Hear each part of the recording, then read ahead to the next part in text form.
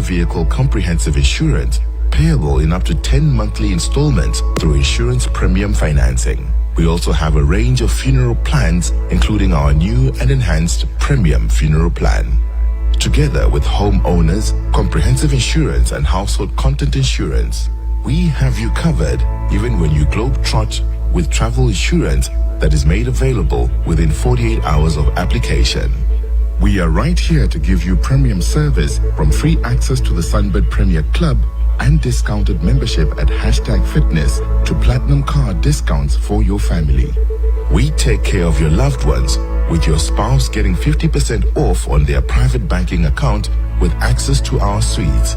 Your children under 21 years get a free bank account. Our relationship-based service offering gives you a dedicated banker to manage your needs.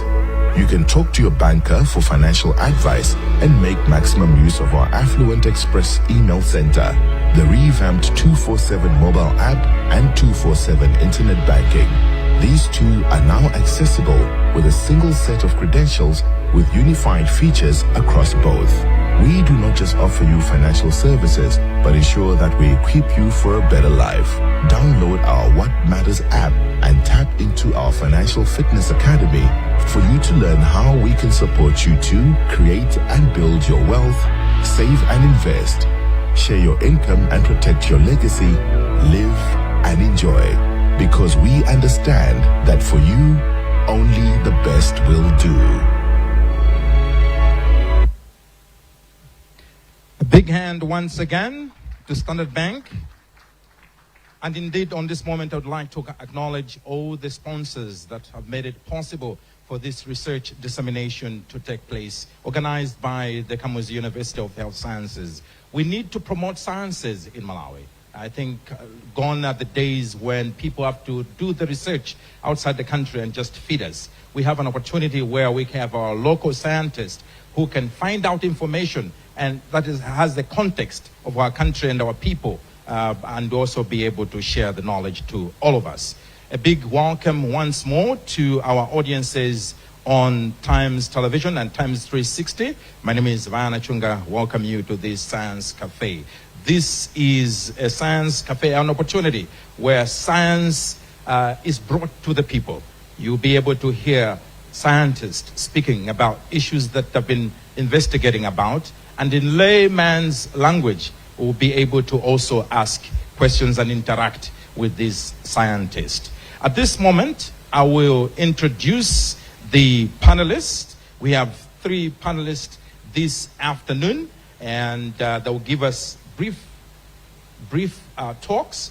After that, we are going to have an opportunity to be able to interact with them, but also to interact with all of us using all these platforms that we are being accessed this afternoon.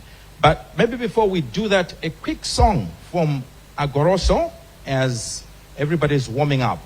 We have our 3 speakers, our 3 panelists that I'll be introducing after one song from Agoroso. A big hand once more for Agoroso.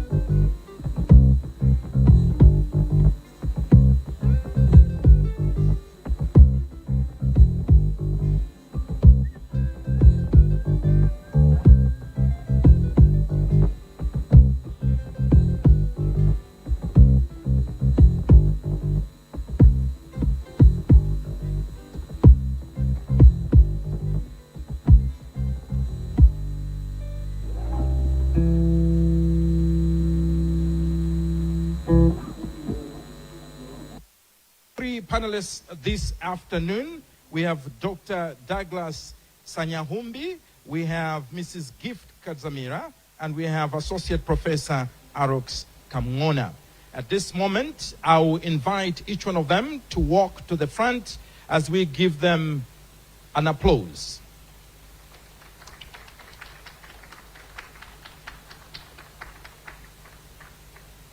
So I'll start with Gift A. Kadzamira. A little bio for you to appreciate who she is and why she's an authority on the subject that she will talk about this afternoon. So, Gift Kadzamira is the Director General of the National Commission for Science and Technology, whose vision is to unlock the potential of science, technology, and innovation. Need to be careful about it. STI, not the STI you're thinking about. For a knowledge-based society through the strengthening of a national innovation system and its government system, among others. Gift is a seasoned STI player, having been in the industry for over 20 years, 12 years of which has been spent at NCAST. She has a knowledge and skills in research and innovation management, policy development and analysis, and is a holder of a Master's of Science degree in Electronic Information Management from the Robert Gordon University in Scotland, and a Bachelor of Science degree in Biology from the University of Malawi. She also has a professional qualifications such as a postgraduate diploma in African Leadership course in ICT, aimed at advancing the knowledge, society, and development across ministries and organizations, research management, intellectual property rights, gender across ministries and organizations, research management and technology transfer and commercialization from the University of Witwatersrand, that's WITS, and the Southern African Research and Innovation Association, science diplomacy from AAS and TWAS, technology innovation and entrepreneurship in Africa certificate from the Harvard Kennedy School, and also the transformational innovation, transformation and resilience from sustainable development certificate from Lund University in Sweden. A big hand for her, please. Impressive bios for our panelists this afternoon. Next is Douglas Sanyahumbi. He has a PhD holder. He holds a PhD in biotechnology from Rhodes University, South Africa, and an MBA from the University of Leicester in the UK. He's a seasoned innovation management professional with over 2 decades of experience in various roles, including senior and executive management roles within innovation ecosystems spanning South Africa, the UK, the US, and Malawi. Currently based in Malawi, he champions research and innovation management and technology transfer across the SADC region. Doug's career focuses on bridging the gap between research and the real-world applications, facilitating the transfer and valorization of research outputs and outcomes to enhance and optimize research impact beyond academia. Actively involved in initiatives to strengthen regional research and innovation management capacity and ecosystems, Doug supports, facilitates, and promotes research and innovation management capacity development training and knowledge sharing. Finally, with this deep commitment to research and innovation management, invention, education, entrepreneurship, and innovation, Doug is dedicated to driving impactful socio-economic growth in the SADC region and beyond. Doug believes that the combination of academia's creativity and excellence in research plus industry's experience and understanding of markets set the scene for unlimited potential for impact, and hence promotes academia-industry collaboration impact. A big hand once more for Dr. Sanyahumbi. And finally, we have Dr. Arox Kamngona, and he graduated from the University of Liverpool in the United Kingdom with a PhD in infection and immunity. He previously complemented his studies in molecular and cellular biology, Masters of Science, as well as a Bachelor of Science, at the University of Cape Town in Cape Town, South Africa, and chemistry at Chancellor College, University of Malawi. He is an associate professor of molecular biology at the Kamuzu University of Health Sciences. He's currently serving as the Executive Dean of the School of Life Sciences and Allied Health Professions at Kuhes. His research focuses on human microbiomes and the impact on human health and the disease in low-resource African settings, employing emerging metagenomics and bioinformatics tools. A big hand for Dr. Arox Kamngona. Impressive bios, as I've already said, and I'll request each one of them, just for a period of about 5 minutes, to say something about their areas of authority and expertise. We'll start with Dr. Douglas Sanyahumbi, who will speak about the current landscape of health innovation in Malawi. Eventually, we'll go to, after that, we'll go to the Vision for Malawi 2063 by Mrs. Gift Kadzamira, and finally, Obstacles to Innovation by Associate Professor Arox Kamngona. Let's start with Dr.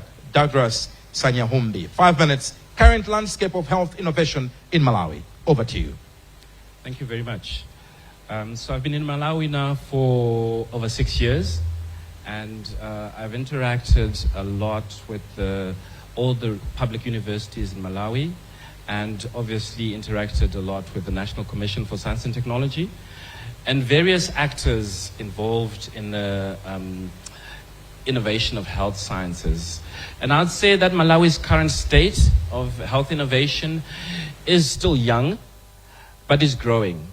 In the time I've been here, I've seen a lot of activity within the research institutions around promoting entrepreneurship, around promoting innovation activities. So these are activities that vary from stronger community engagement to try and understand what the issues are within the communities. There's a lot more so-called design studios, so spaces for students and research staff and the public to actually go into these institutions and explore their ideas around ways to solve health problems. And when I talk about innovation, I'm talking about either those new ideas that are put into use. So you need both things. You need the idea, and you need it to be reduced to practice and then put into use for it to be an innovation.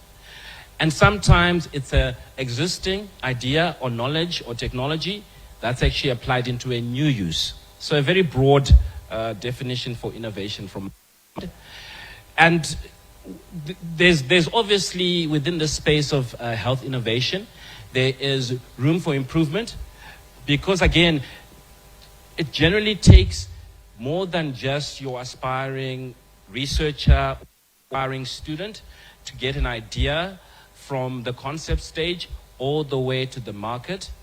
And it's been good to see that there's a lot more drive to empower students to be able to approach issues that they see in the communities where they live around them in the way that an inventor would. So this idea of, first of all, understand the problem, is engage with the people who have the problem and make sure you understand the problem before you start trying to propose a solution.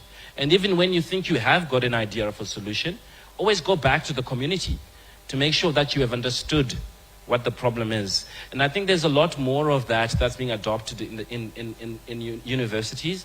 I know the likes of Kuhes, MUST, MUBAS, Luana, I think all of them have essentially adopted this new approach to teaching, especially in the engineering space, where it's the concept of invention education, where the students are being taught how to problem solve.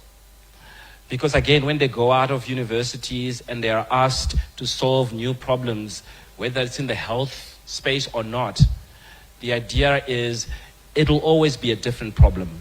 And your approach needs to be relevant to that problem and needs to be approached in a way that addresses and puts the person or the people who have that need at the center of your solution. So for me, growing space, but I'm excited to see that there is definitely this drive to promote a more entrepreneurial culture within Malawi, a more innovative culture within Malawi and the institutions therein. But we do have a way to go because we need to make sure that this environment that we want our aspiring innovators to work in is actually conducive for them to be able to move ideas from concept all the way to market. And like I said, there's so many people involved in that process, and half the time we don't realize just how important that is. Thank you very much. A big hand. Thank you very much, Dr. Douglas Sanyahumbi. And now we'll go to Mrs. Gift Kadzamira. 5 minutes on the vision for Malawi 2063. Over to you. Okay, thank you very much, Wayana. So, as regards to Malawi 2063, we all know that the idea is to graduate to an upper middle income level where we are able to create wealth and be self-reliant. And that will be done through the 3 pillars. That's agriculture and commercialization, urbanization, and industrialization. And for all this to happen, you need a basis. And for me, that basis is science, technology, and innovation. We all understand that science, technology, and innovation is the key to any socio-economic development of any country.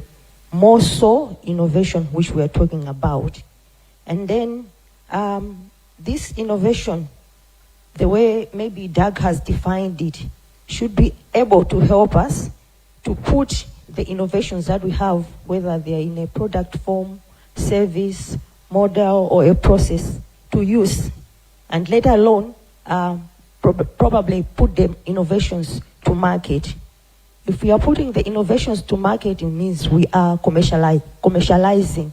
We are moving away from maybe just having a product or a publication in an article, and having a product that will be able to be used or to be sold, so that the individual or the society is able to make money out of it. That way, we'll be able to create wealth and eventually probably be self-reliant. So in relation to health innovations, if we have innovations that are being put to good use, that are being commercialized, we should be able to have a health population. We should be able to have maybe health tourism, telemedicine being put into use and being maybe able to make money, and then health informatics, medical research, all that being put to use, or being innovation being used to achieve health tourism, to achieve telemedicine and all that, and eventually have a health population to implement the MIP1 or the Malawi 2063. So that's how I'm able to link health innovations and the Malawi 2063. Thank you very much. Big hand as well for Gift Kadzamira. I'll give you a time as we continue with the program to expound on some of those concepts that you've shared. And let me encourage our audience that you are going to be given an opportunity to engage the panelists on the information that they've shared and other information that will come across during this event. Same applies to our audience on both television and Facebook. Now we go to Arox Kamngona, Associate Professor. Over to you. Thanks, Wayana. Good afternoon. Yeah, so some of us, we are teachers. I mean, we have been teaching for years. We love interaction. We enjoy interacting to faces that are smiling. Can I hear an amen, someone? So I've been asked to talk about the barriers to innovation. I think we will define innovation at some point. And I like giving simple examples that people can understand. This is basically what teachers do. You remember how we were fighting for our freedom, the John Chirembwe days. Who remembers what happened at Mandara? Those of you that remember your history. So we had John Chirembwe and his team. The battle was fierce. So they sent guys to go and steal guns at Mandara. I'm told the house that was keeping guns is somewhere where there's National Bank now. I think there's a small house there. So they found the guns. We all remember what happened. So these guys had this serious innovation in their hands, but they didn't know how to use it. So barrier number one, who can figure it out to innovation? Lack of knowledge.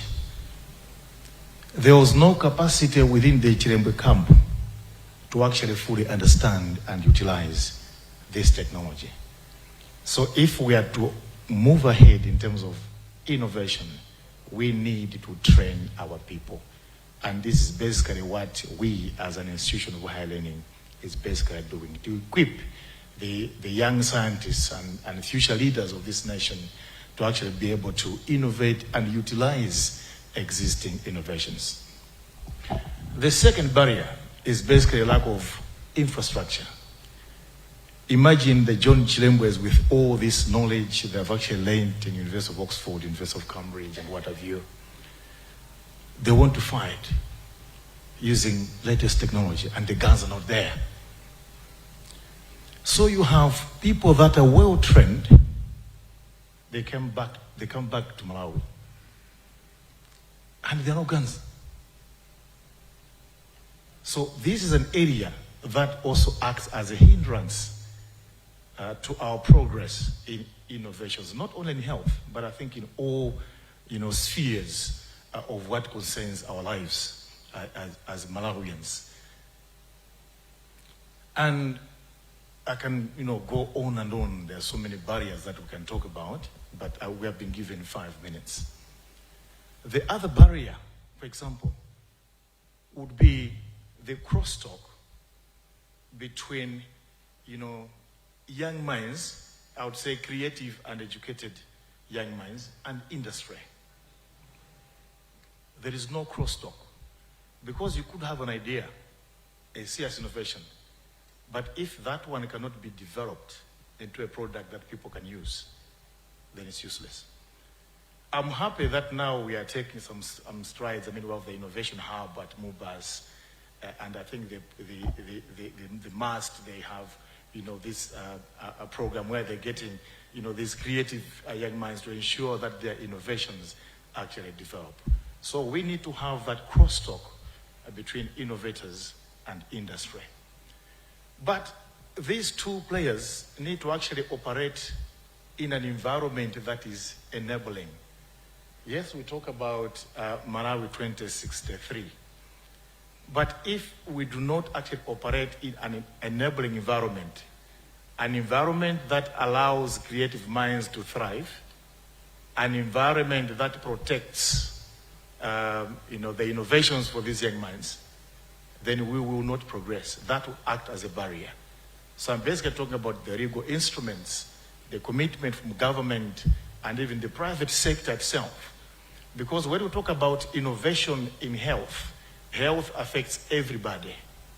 Whether you're educated, uneducated, you are in the academy, you are in, an entrepreneur, you are in the private sector. It affects everyone. So we probably need to hold hands and speak one language. Currently, we are not talking together. Each one is actually operating on their own.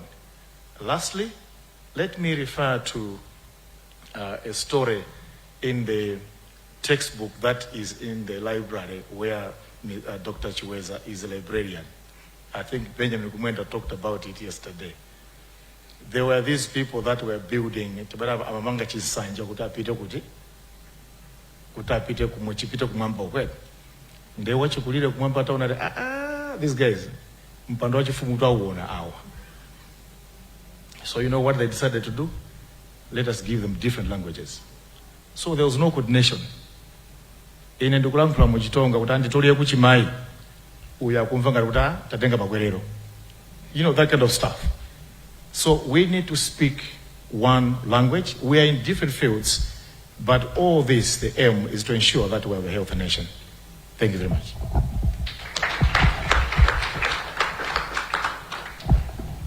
Thank you very much. We need to speak one language. And at this moment, I will relocate and join the panelists on stage for a more in-depth discussion. And for our audience, be ready to also join in the discussion with your comments as well. But maybe before we can invite the audience to join, any further comments on any of the topics that have been raised here by any of you, in case you want to give supplementary information on a topic that your colleague has already kind of shared. I can see Gift Kadzamira. You want to go first. What is it?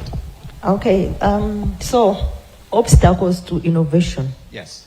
You would reckon that most of the innovators would only have the know-how of innovating. But again, for that innovation to go to the commercialization stage, you need some skills and knowledge in between. For example, entrepreneurship skills. And that's another challenge that our innovators are having, because they don't have the entrepreneurship skills in order to take their product or their innovation to market. So I'm thinking that maybe it's also important to dwell on incapacitating our innovators with such type of skills so that they are able to move from, the research stage to commercialization stage. And then another issue is on intellectual property issues. Are we protecting our innovations? Do we have the know-how on how we should protect our innovations? And then again, there is lack of intellectual property audit in our organizations. What do I mean by that?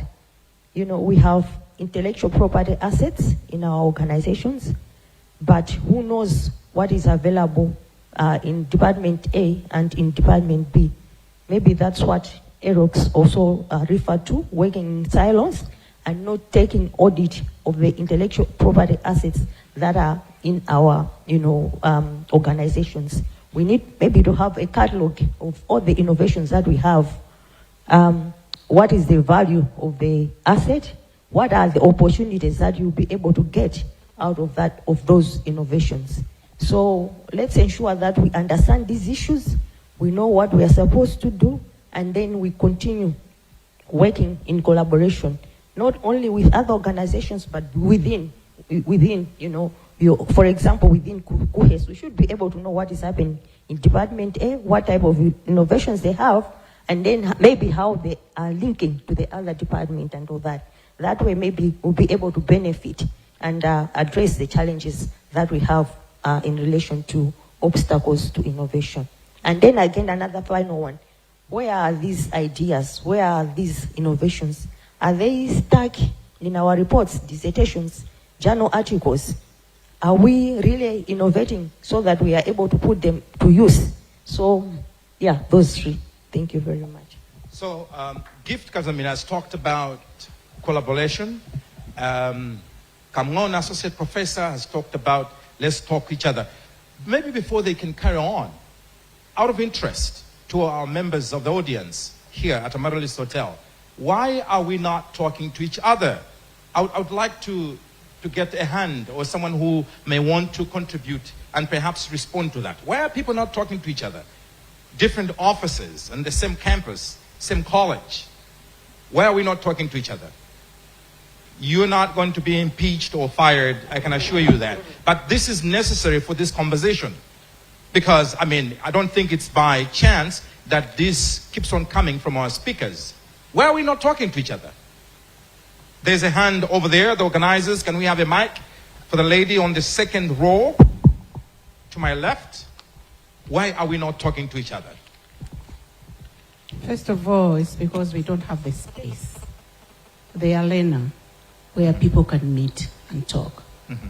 I've heard that in Rwanda, there's a day that people actually come and pitch their ideas, and people actually come and discuss. People can come and say, this is what, is there someone who knows where I can take this to? We don't have that arena. Luckily, like for research dissemination, this is where we meet once a year. But most of the times we just talk about our research, not necessarily more into innovation, but results that are impacting maybe issues about health anyway, but maybe less about innovation. We need that space that everybody else is exposed to. Then we can start discussing. Well, thank you very much. A big hand for her. Let's create a space where people can be able to pitch these ideas, their innovations, their concepts. And I think that's kind of a brilliant point right there. Our panelists, you want to comment on that before you can carry on? You talked about collaboration. You also talked about collaboration. Professor Kamngona, comment to that. Yeah, collaboration is a serious matter when it comes to research and innovation. Yes. It's basically an idea of refusing to work in silos. You want to learn what our friends are actually doing. Because sometimes if you work alone, you might think you are innovating, yet someone is already implemented it somewhere. So we do not want to reinvent the wheel. So we'd rather collaborate, share knowledge, and then we move forward. There's no reason why I should conduct a research at Kuhes that is already being conducted, for example, at MAST or even MUBAS. So if we collaborate, then we'll basically be speaking with one voice. Whilst I still have the mic, I think one point that I would like to emphasize, especially for us as academic institutions, is that, and I think this thing keep on coming, and I think at MLW it was also discussed. So an element of education 3.0 and education 5.0, where what we basically do here in Malawi is basically education 3.0. So it's teaching and learning, and then we talk about research and pretty much community engagement. The word innovation is pretty new, although it's been there for years. But trust me, to the Gen Z that are here, they would actually probably look at this word as a new word, but it's not a new word. Where now education 5.0 would actually now include innovation within the institution and industrialization. So you start from research, there's an innovation hub somewhere, you incubate that, and then the industry is pretty much attached to that institution. But we know our limitations as a nation. We cannot have the luxury of having an industry at each and every single institution. But we probably need that link. It could be a local link to industry or even an international link, so that our ideas can actually see the light of the day and be useful to the community. Thank you. Thank you. Gift Kadzamira, you made mention in your presentation a term that I thought perhaps is very new to a lot of our viewers and members of the audience, perhaps, health tourism. Maybe you may want to unpack that for the sake of the audience that is lay and wants to follow this conversation. What is health tourism or innovation tourism? So basically, health tourism is maybe, let me give an example. The way we are going to India to seek medical attention. We could reverse the situation. Indians coming here to seek medical attention here, and in the process, make money out of that. I think we are paying more to India, the air flights and all. So let's reverse the situation so that Malawi is also able to benefit. And we can only do that if we have health innovations that are attractive, that can solve our solutions in medical issues and all. You know, Tanzania, we go to Tanzania. So I think basically that's what I meant by health tourism. Thank you. Thank you. A very interesting word that all of us as Malawians should take pride in, an opportunity for us to use the health sector as an opportunity to invite others from the world to be able to come and get assistance here in Malawi. Dr. Sanyahumbi, in your talk, you made mention that the innovation space in Malawi is young and growing. I quote you. How young is it? How young is this young? Very young. Yeah, no, very young. And remember, in the health sciences space, it's a more regulated space than most of the other industries we sort of come across. And the youngness of Malawi's health innovation space sometimes is affected by the state of that space in the region.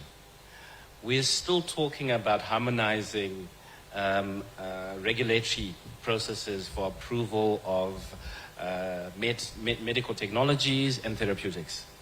We still rely heavily on international bodies to assess and approve our medications, yet we are encouraging our students to make medical devices.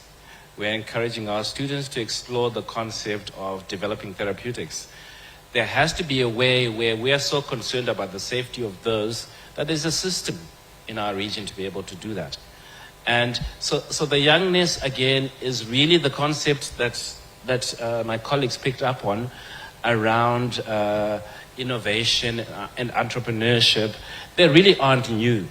If you look at Malawi, I keep saying, you know what, even the teachers in Malawi, they all have a side hustle. They're all doing something else. Yeah?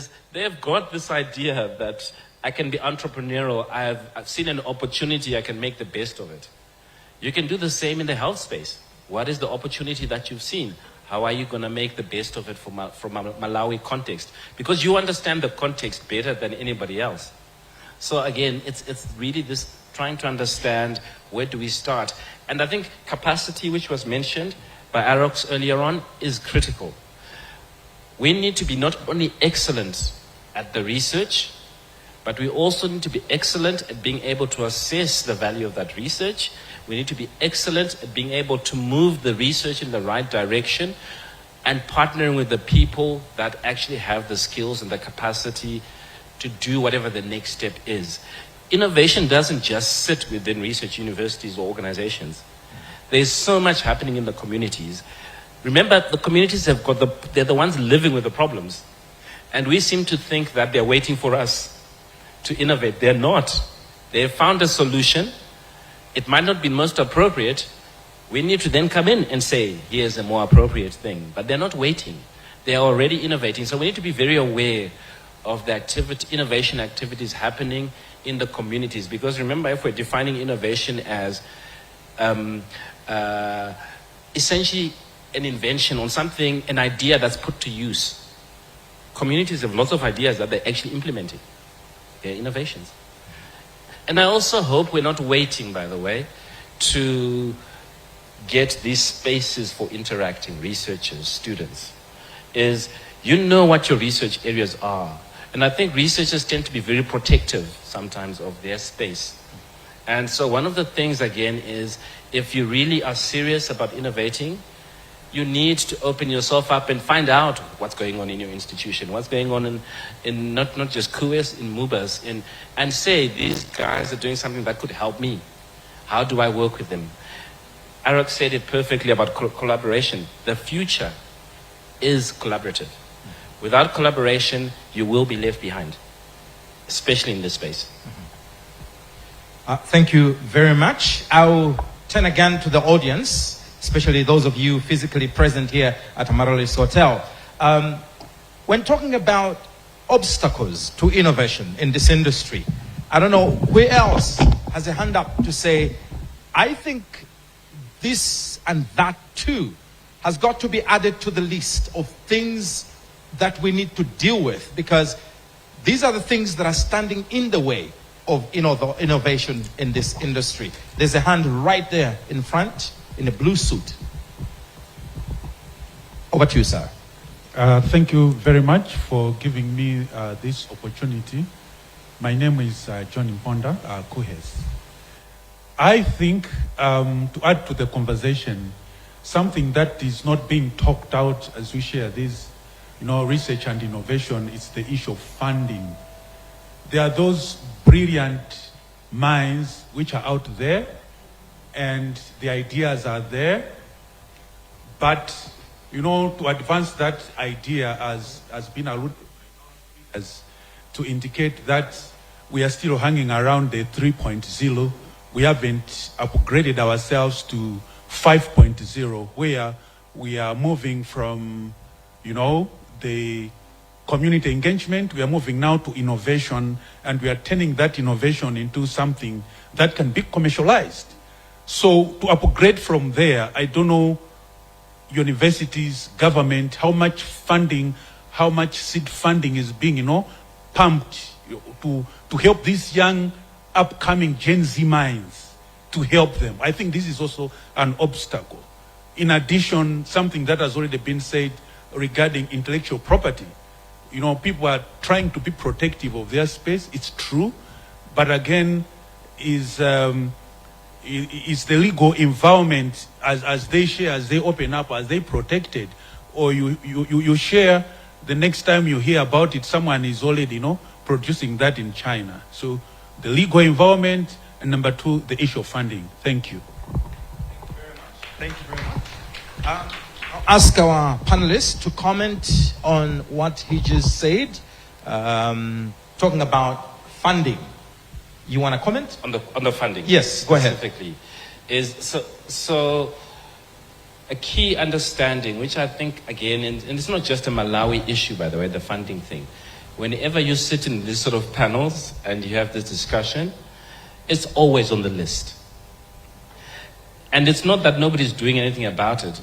You're right. We need to still push for that. Because remember, we've got governments, and the DG can pick up on this, but we've got governments that have committed to try and increase funding to research and development to at least 1% of GDP. So you ask the questions, how have we been doing over the years? Okay. And I'll let you answer how we've been doing in that. But until we understand that any of these innovation things we talk about rely heavily on us supporting research first, you can't talk about innovation in all these universities in the absence of excellence in research. So whenever I talk about innovation at research institutions, I'm saying you need to sort of stop a bit. First of all, say how much research are we supporting? Because only when you've got outputs and outcomes from that research can you actually assess whether you can pull it through to innovate. So you want me to talk about how much government is putting? All right. So in terms of the gross expenditure on research and development, African Union stipulates 1% of our GDP towards research and development. The Malawi 2063 says 2%. Yeah.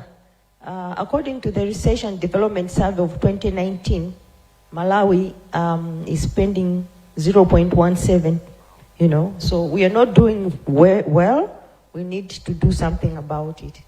Yeah. Well, maybe just to go to our audience on Facebook, there's a comment by Dixon Kachepa. He writes to say, I think government must also keep aside some fund to sponsor those innovators, because some innovators fail to achieve because of lack of funds, following from a long way. Pretty much in agreement to what was raised earlier on from the audience. Maybe you want to come in again. Yeah, on the issue of government spending some money on funding the innovators. Mm-hmm. As National Commission for Science and Technology, we have the Science and Technology Fund, and I'm happy to say that it was operationalized in 2021. The Commission started its operations in 2010. At least something has happened, that the government managed to put in some funds into the fund. It's stipulated in the Science and Technology Act of 2003 that we have that Science and Technology Fund, and then the government puts in money. So that started in 2021, and along the years, they've been increasing, but it's not adequate, So through that, we've been able to give out grants to our innovators, including grassroots innovators. So something is happening, but it's not adequate. Yeah. Something is happening, but it's not adequate. Before we go over there's a hand I wanted to say that I've heard, maybe it's just me, unique to this situation, but I've heard people saying, well, that was my idea.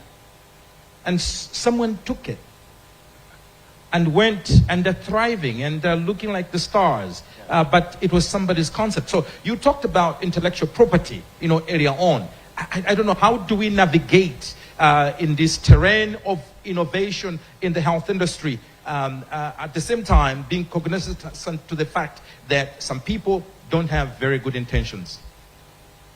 Kamona, Fako. Okay, go ahead, Dr. Douglas. So the intellectual property space is something we need to raise a lot more awareness around, not just within universities, but within our communities. And we also need to be careful that we're not saying it's all about patents and it's all about, when we talk about protecting ideas, there are different levels of protection and different types of protection depending on the type of situation you're in.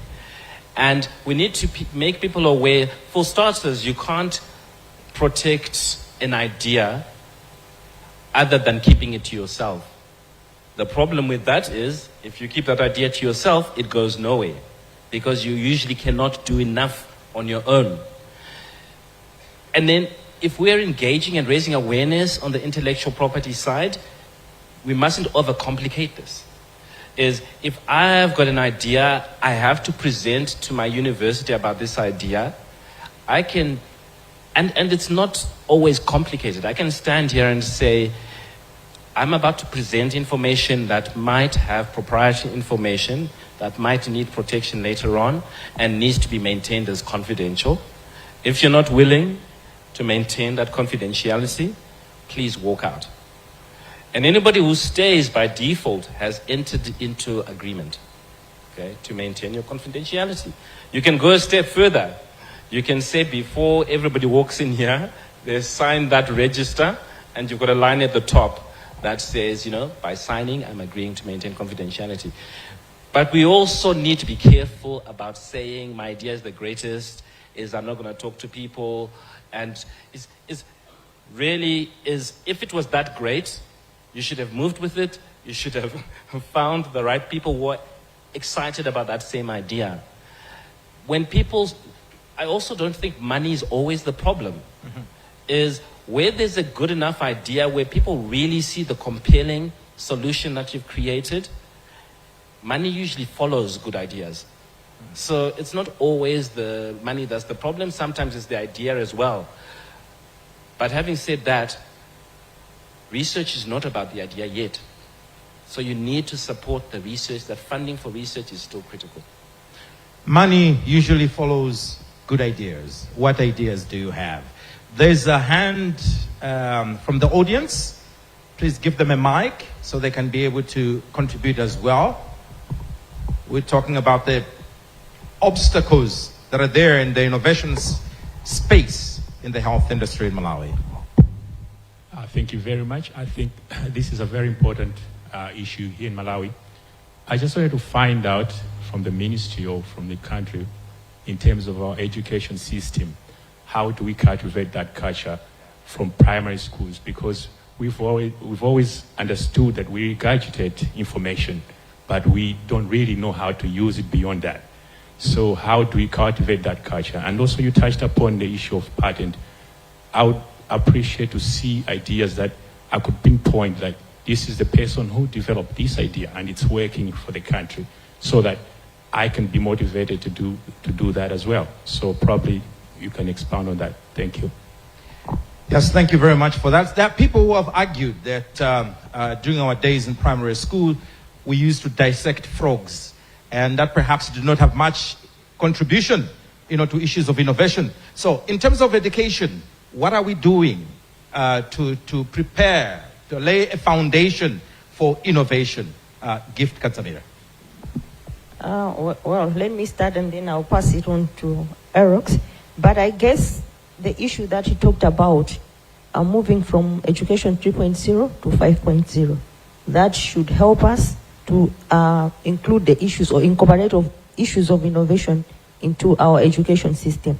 I know that the ministry was doing a curriculum review, I'm sure those are some of the issues that they have taken on board.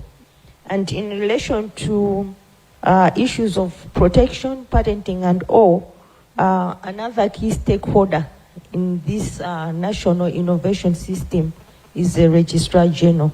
They are the gurus in that space, and as like National Commission for Science and Technology, we work hand in hand with them so that we are able to increase awareness to our innovators on the importance of protecting their innovations. We have had one patent done through our support and through the support from the Registrar General.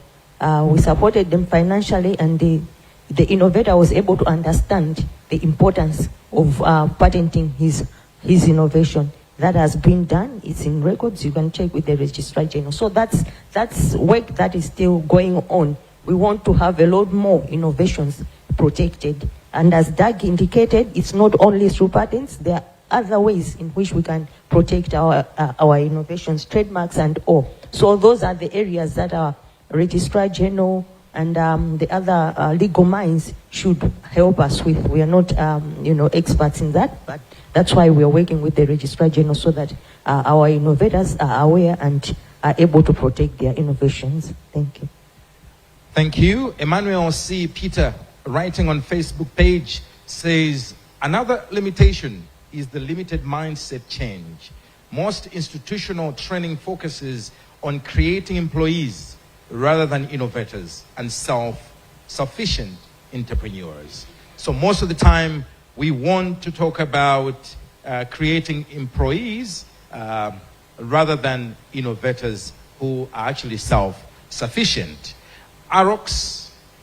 Yeah, I think I just wanted to add on the point of Go ahead. Mindset change. I think it's really important that we change our approach to doing things. I'll take a different angle of mindset change. Getting used to how we do things. I think that's where we need a mindset change. For example, you would actually say, this is how Professor Victor Mapasa always does it. Now, because he's a senior colleague, a senior member of the academy, then you don't want to think beyond what he's doing. So I think we need to do mindset change, that there is also another way of doing things that can actually help solve our issues better. But please allow me to actually comment a little bit on the issue of what are we doing to cultivate that culture from the grassroots level. I like your comment, Gift, that recently we had that curriculum review, and I think there were a lot of stakeholders engagement. So I would like to think that very soon we'll see the changes that are there. But also allow me lastly to actually talk about the people that speak low of us that have been dissecting frogs. So this is a failure to understand how science works, because they think that a frog exists just as a frog and has no role to play in the whole ecosystem. I mean, I'm reminded of a story that at some point frogs attacked a particular city. Do you remember that story? Frogs. So how do you defeat them if you don't understand how they behave? I'm reminded of Nchembere Zandonda. These are grasshoppers. You know, there was some famous guy who talked about, how do you protect your crops from Nchembere Zandonda if you don't understand how grasshoppers behave and their anatomy? And lastly, let me talk about a mosquito. No one talks about us wasting our time studying mosquitoes because they know food.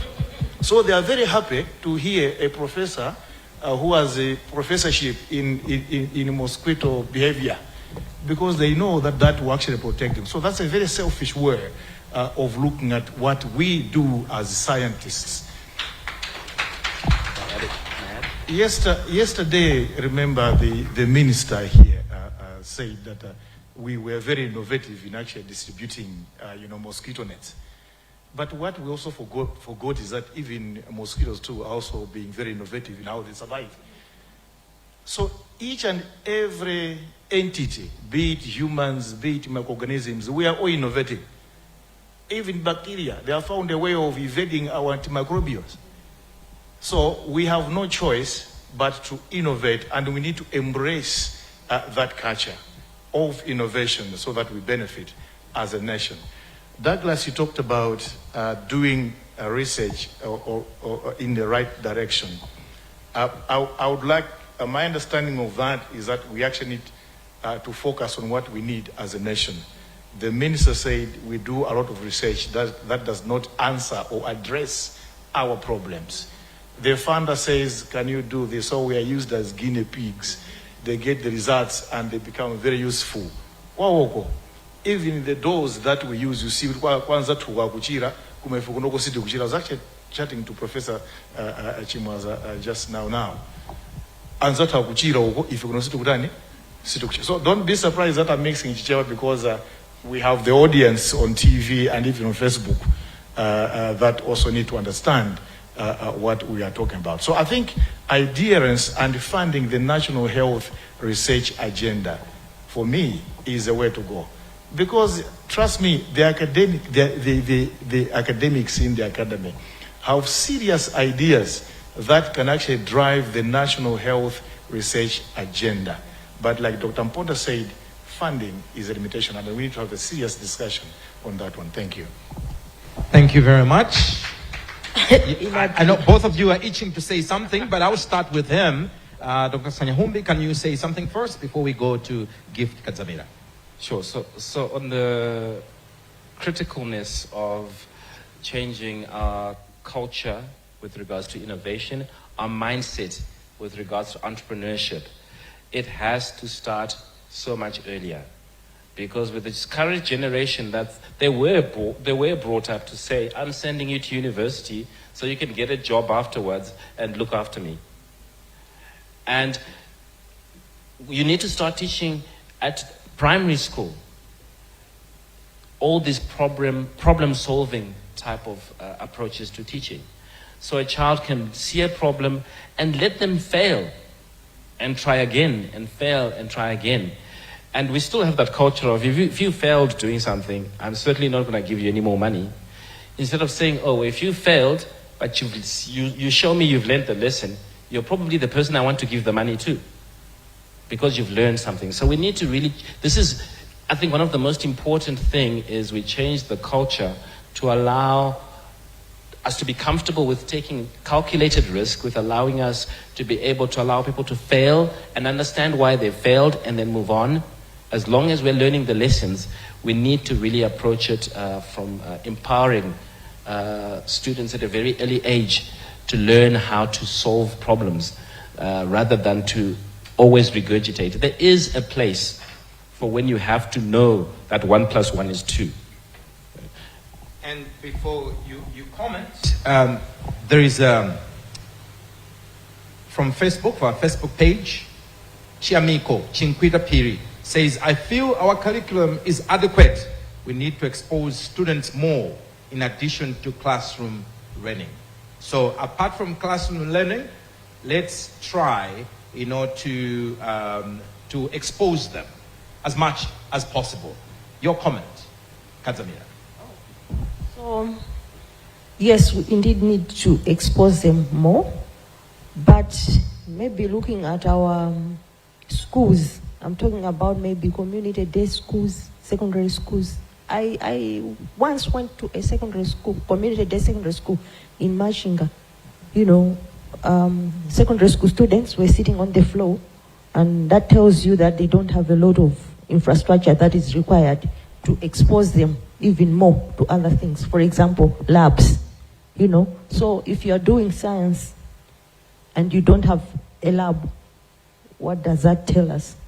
So indeed, there's need to invest more, ensure that we provide the necessary requirements that will ensure that the students are exposed to more issues. And maybe have innovative ways and means of exposing these students. Maybe those that don't have labs can use labs from other secondary schools and, issues like those. So we have challenges, but maybe we still need to have innovative ways of solving them. And in addition to what Eric talked about, I want to link that to indigenous knowledge systems. We are talking about indigenous knowledge systems. We have so much knowledge as a nation, as Malawians, as Africans. We don't have to overlook that. And some of the things that we learned about the frogs, help us to inculcate that culture, to have those systems in place and use them. I'm thinking about frogs. Amaneno rimugamamva ajula agulira wambiri ndo rimwena kaya mvula sibwera kaya ebwera yambiri, something like that. So those are some of the issues that we need to be proud of, get interested in, and use them. So it was the issue of indigenous knowledge systems in relation to the frogs issue.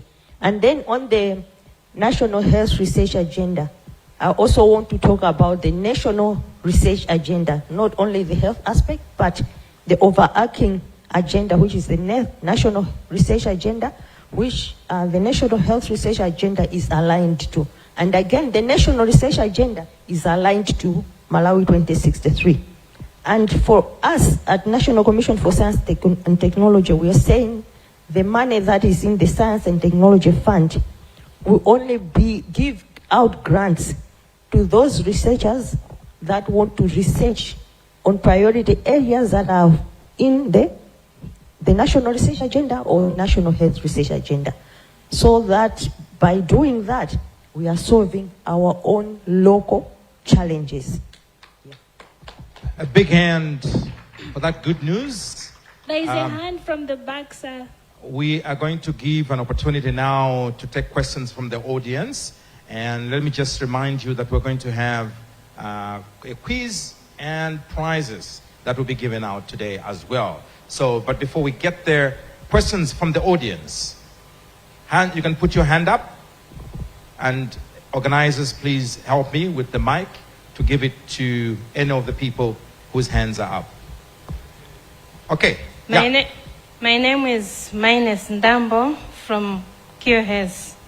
I've been raising my hand. It's now 30 minutes now. I really wanted to speak. Thank you for giving me the floor. Mm-hmm. I wanted to comment. I was prompted by the comment that he put that our research innovation is very low. I wanted to agree with that. I conducted a study at Kamuzu Central Hospital where I was assessing the challenges faced by healthcare providers in conducting research, and the paper is online. So you talked of the 2% fund. So this fund is diverted, does not go to research. The research indicate that the funds are diverted to other important issues, like going to buying medicines, fuel for the ambulance, and even at departmental level, people are not even aware that there is that fund for research. So there is something that is supposed to be done. And again, there is a gap that I think need to be filled in terms of education. So the research, the clinical institutions, the health institutions, when they are teaching these doctors, nurses, the focus is more on the medical aspect. The research aspect is somehow neglected. But then when these people are deployed in the districts to work, that's when they are expected to start conducting research. Yet they do not have capacity. And they are expected to do that if they want to research, they should go for PhD positions. talk of the nurses do not even have that, the participants that are included, that is, they do not even have that interest in research. It's because their background is, I would say, for lack of words, it's very poor. So I just wanted to add that if we could use innovations that will, when working on this, it should start from down to up. Because researchers, we go there with our ideas, but then the real problems that are there, it is these staff that are on the ground who can tell us what the problem is and the angle of research that we're supposed to take. Thank you. I can see why you waited for 30 minutes to ask that question. Very personal. So 2 issues that are coming up here, our panelists.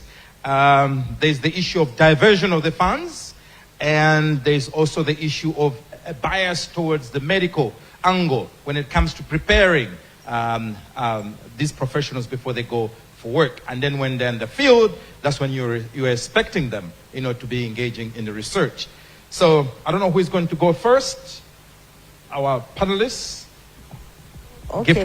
So yeah, on the issue of funding, less than 2%, less than 1%, there are various initiatives that maybe the government and probably us are undertaking to ensure that maybe we increase the funding base, for research in the country.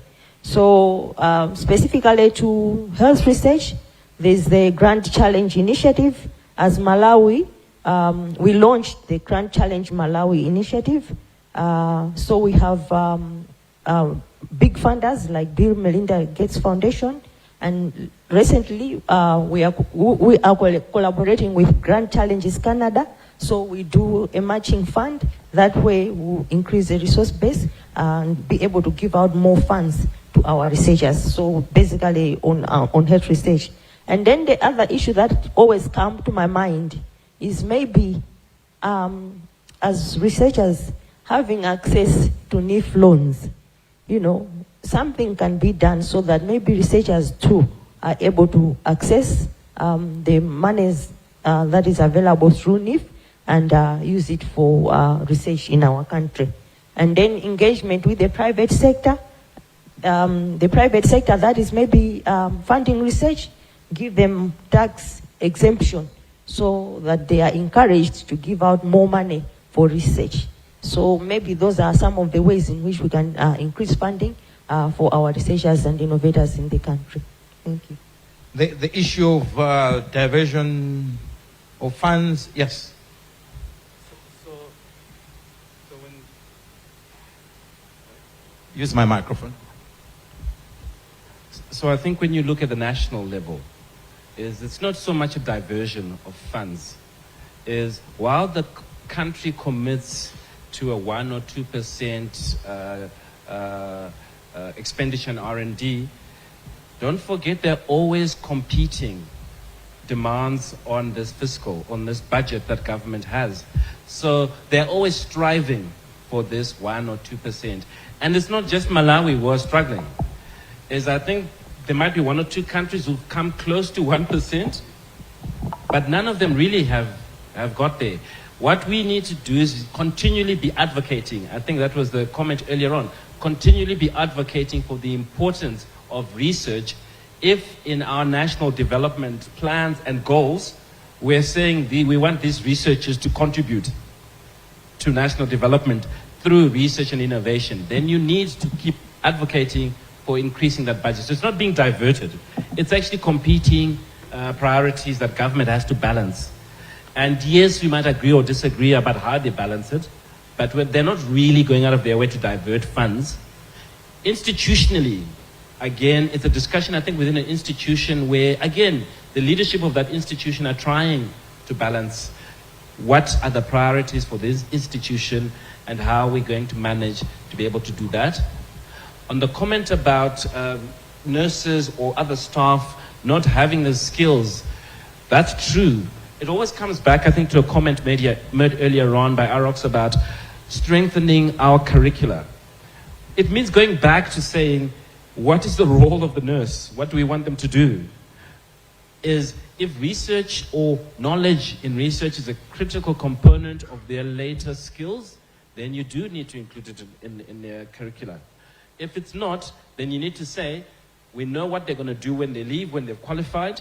We need to make sure that their job description meets those. So there's always back and forth.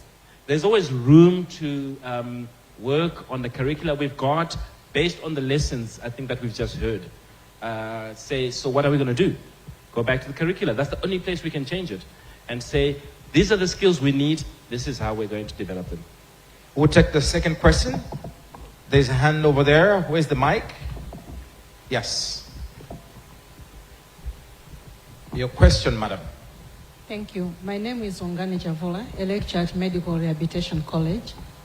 Mine is not a question per se, but I want to concur with Arox when he was talking about how can we work together, because right now we're working in isolation. So in my study, I found out that, okay, in whatever studies we are doing, we are targeting a person who is living in the community, who is in the rural. And in those rural communities, we have influential people like chiefs who are there. Whenever we are doing our research, whenever we want to implement something, we knock at that chief's door to get access to the community. So I feel like working with the chiefs is an entry point where we can collaborate and work together, and respecting the structures that are already there in the community, the area development committees, the village development committees, where the health sector, the educational sector, the social people, the community are already there. So when you're bringing your implementation in the community, or even a policy that we are bringing in the community, if we work with the chief, we are assured that it will work. And even if the chief is knowledgeable about everything that is happening in the community, he can coordinate during one of the meetings to say, in my community, I have maybe 4 or 5 projects running.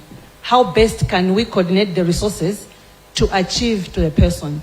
Because as an individual, is a holistic person, especially a child. So when you're looking at a child who is growing in the Gen Z world, that child needs educational support, needs health support. So if you're just going there for nutrition, where are you leaving the education? Where are you leaving the what? So we need to work together with those people who are the grassroots for us to achieve whatever we are doing. We can think of innovating something that we can really work with the people at the grassroots level. Thank you very much. Thank you very much. I'll go the other side. There's a hand. We'll take 2 more questions and then we'll go to the quiz section. Thank you very much for the opportunity. My name is Edwards. I work with UNC Project Malawi. I've got 2 questions.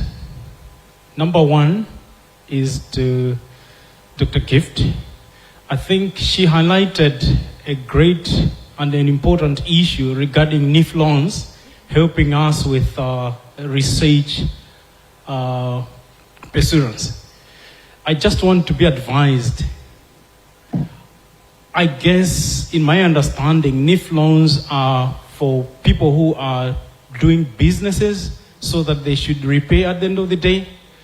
I am not sure how best a scientist would access that loan, and then in case there is need to pay back, are there provisions for that? That's number 1. Number 2, regarding education sector for other cadres, I don't know, Malawi listening now, can't there be a deliberate policy whereby training institutions in 2024 should start with, let's say, a minimum qualification to be a degree and not necessarily a certificate today, and then the capacity of the training should equate what is there as we are trying to approach the 2063 vision. Because if we produce people with certificates today, sitting in a class for 3 years, and they can still be awarded a certificate, I don't think, that's my opinion now. it would translate into meaningful development, because the cadres that we are producing are still with that basic sciences. This is something that I need guidance and possibly answers on. Thank you. Thank you for that question. We'll ask our panelists to briefly comment on those questions. Thank you very much. So on the NIF loans, I was giving that as an example that maybe as a country we could have something like that, but targeting our researchers and our innovators, not only the business people. So maybe those are the issues that maybe we need to talk about, how we can go about that, maybe have us as a guarantor, so that the money goes to our researchers, probably those innovators that have innovations that will be transitioned to scale, so that if they are able to commercialize their innovations and make money, they can repay back the loan. Something of that model. It's not something that is there, but those are some of the innovative ways in which maybe we can increase funding for our researchers and innovators. Any comment from the two panelists responding to his question, or go to the next question? There's a hand right at the back. There's a lady there raising her hand.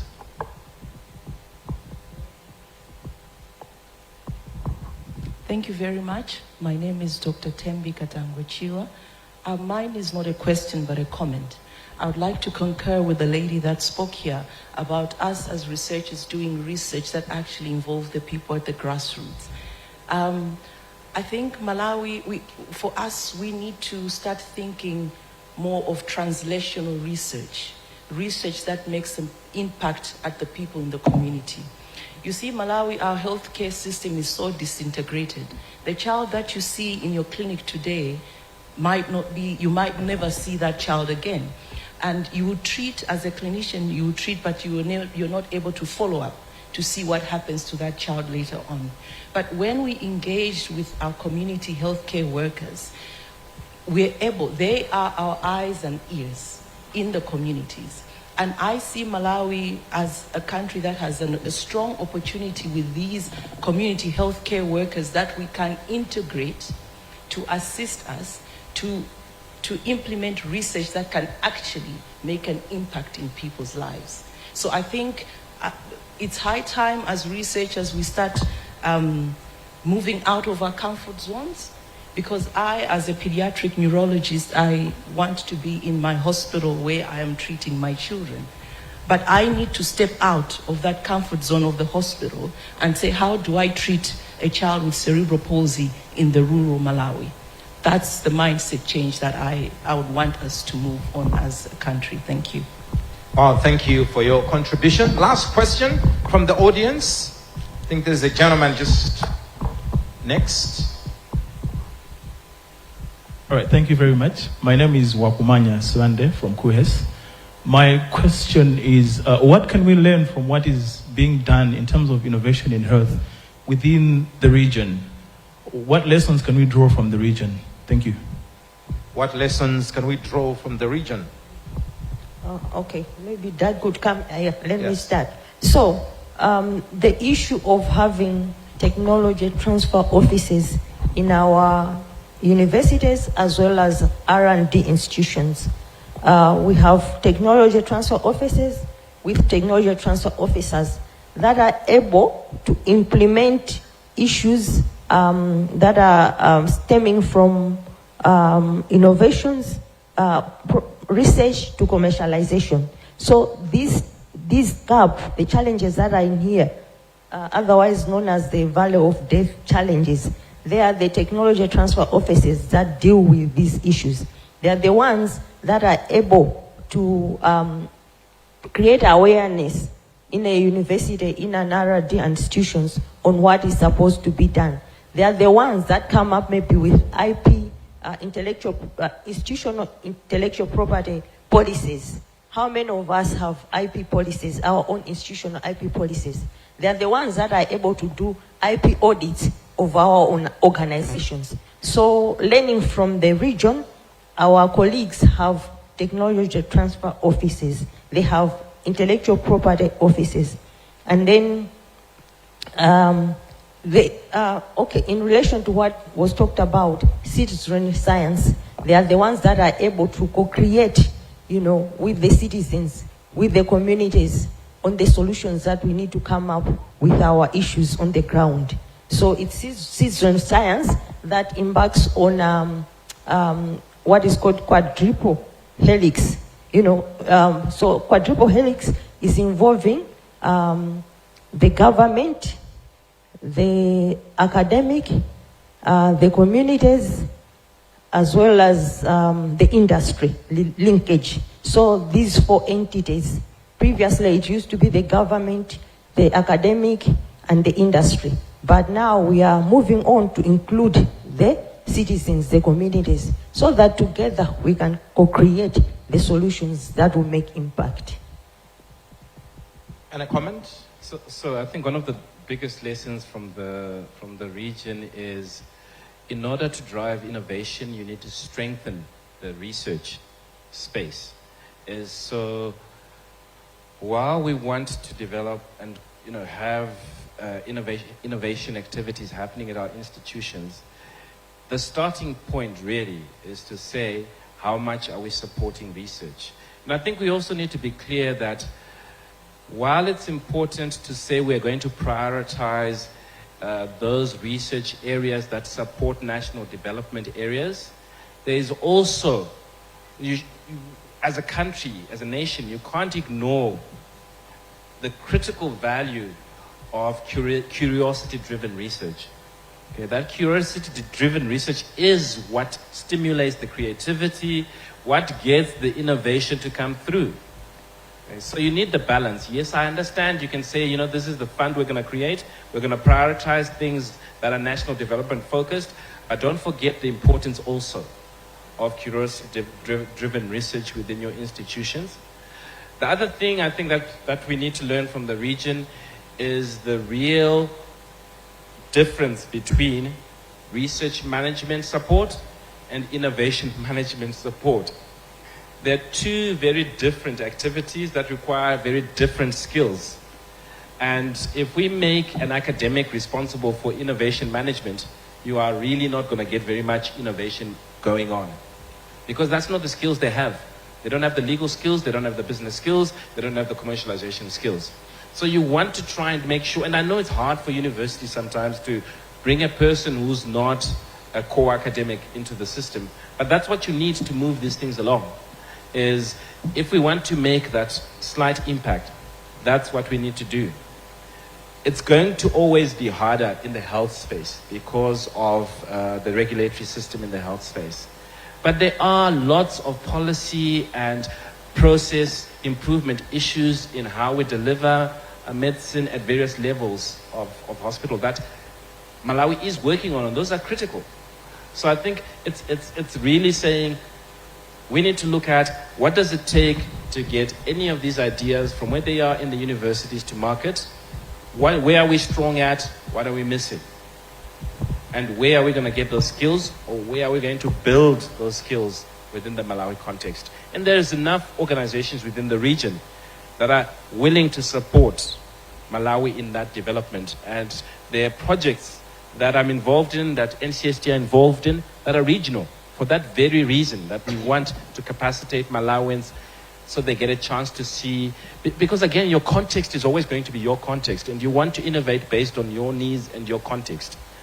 So it's important that you understand what's going on around you, but you also understand that there's a context that you need to take into account.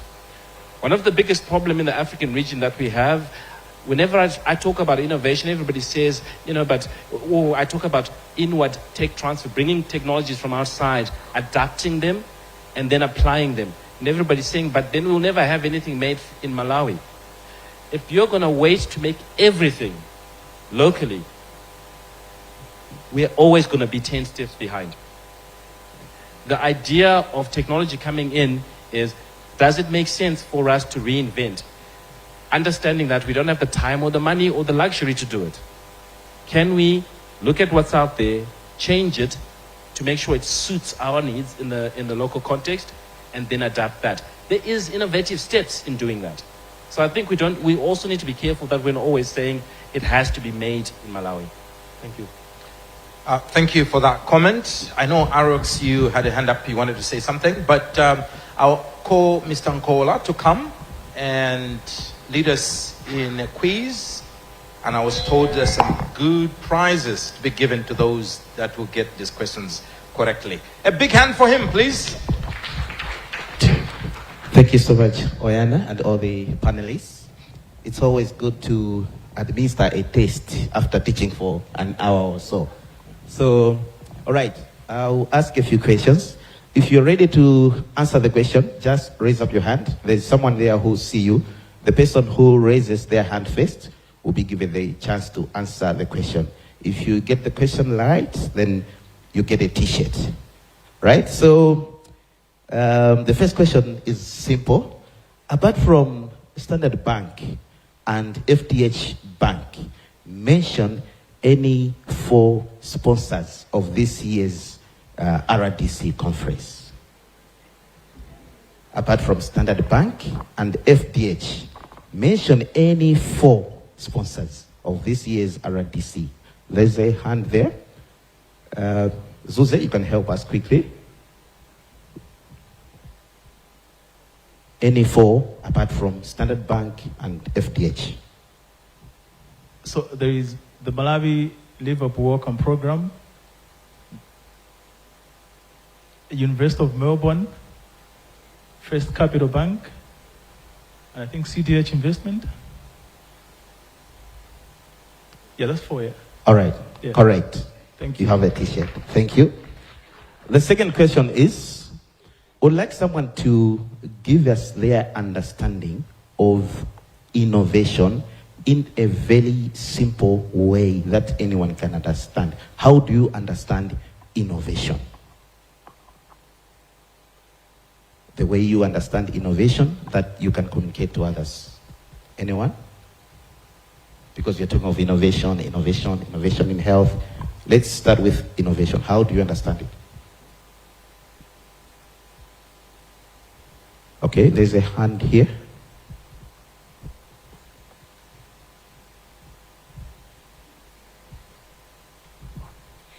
Thank you so much.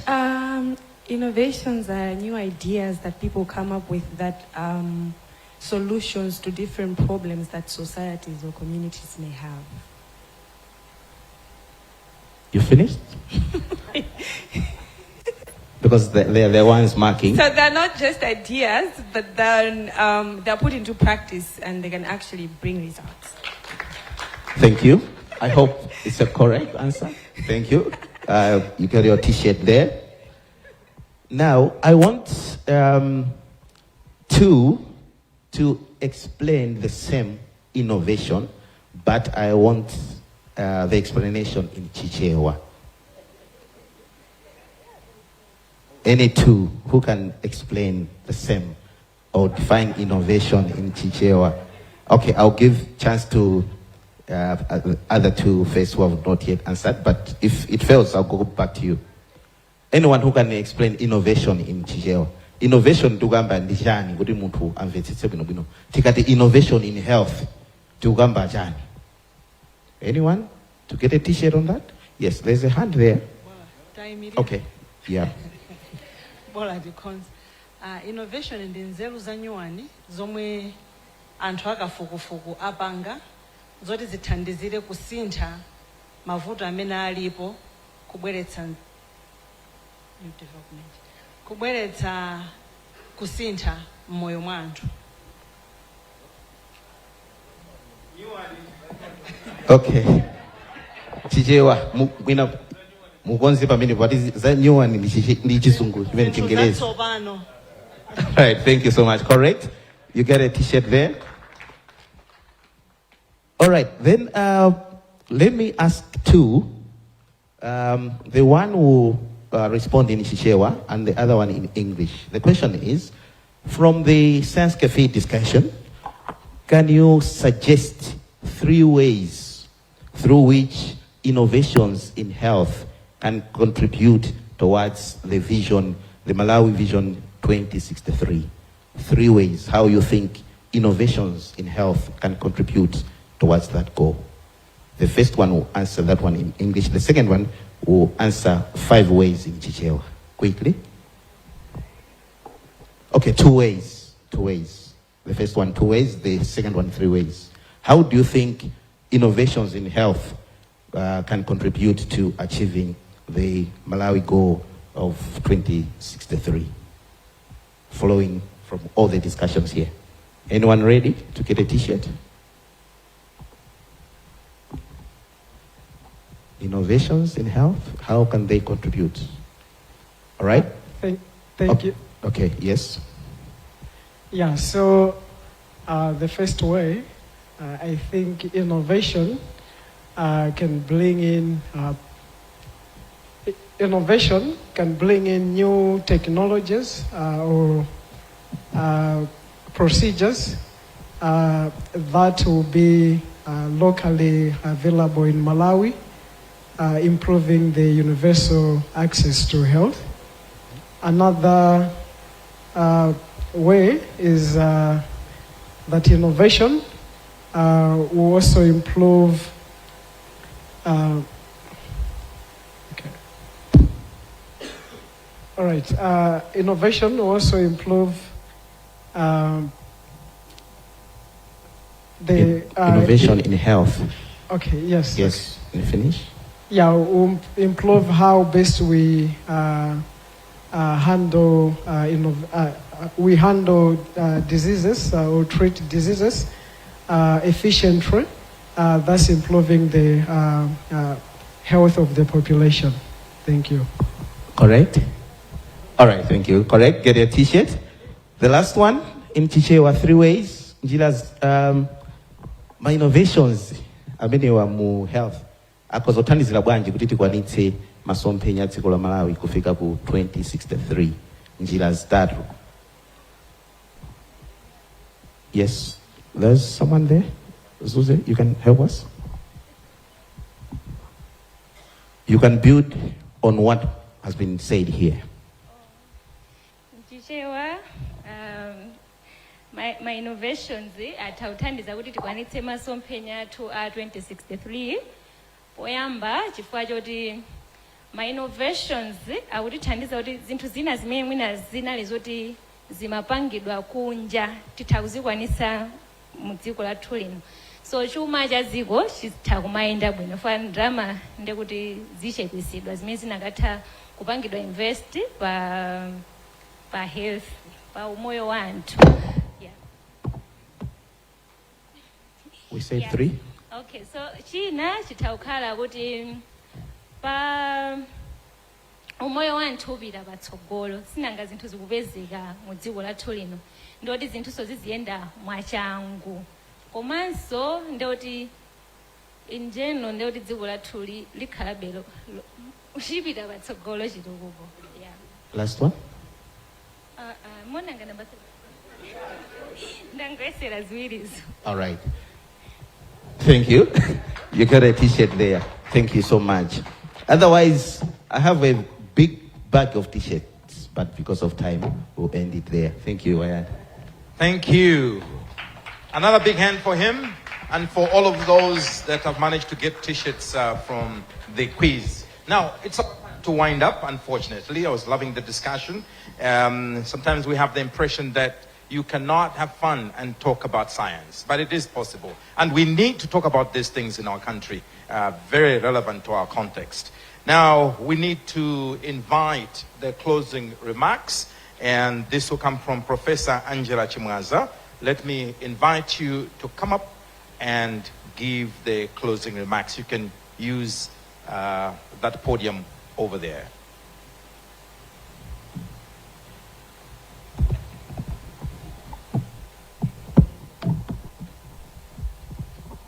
Wow, that was very interesting, wasn't it? Thought-provoking. I wish to thank our panelists. Doug, thank you very much. Madam Antamira, thank you very much. Associate Professor there, thank you so much.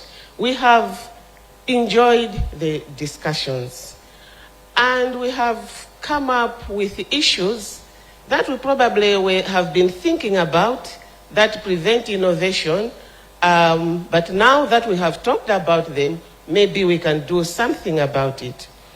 They have talked about barriers, lots of barriers.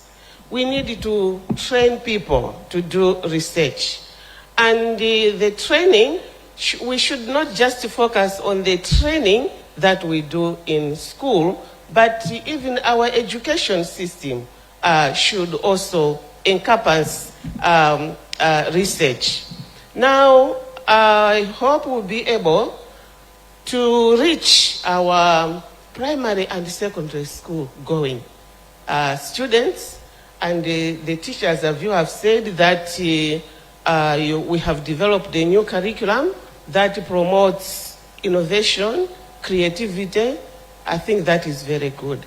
It is very sad when you see college students, some colleges, their programs are so practical oriented that they should be able to finish, even if they are not employed, they should be able to do something.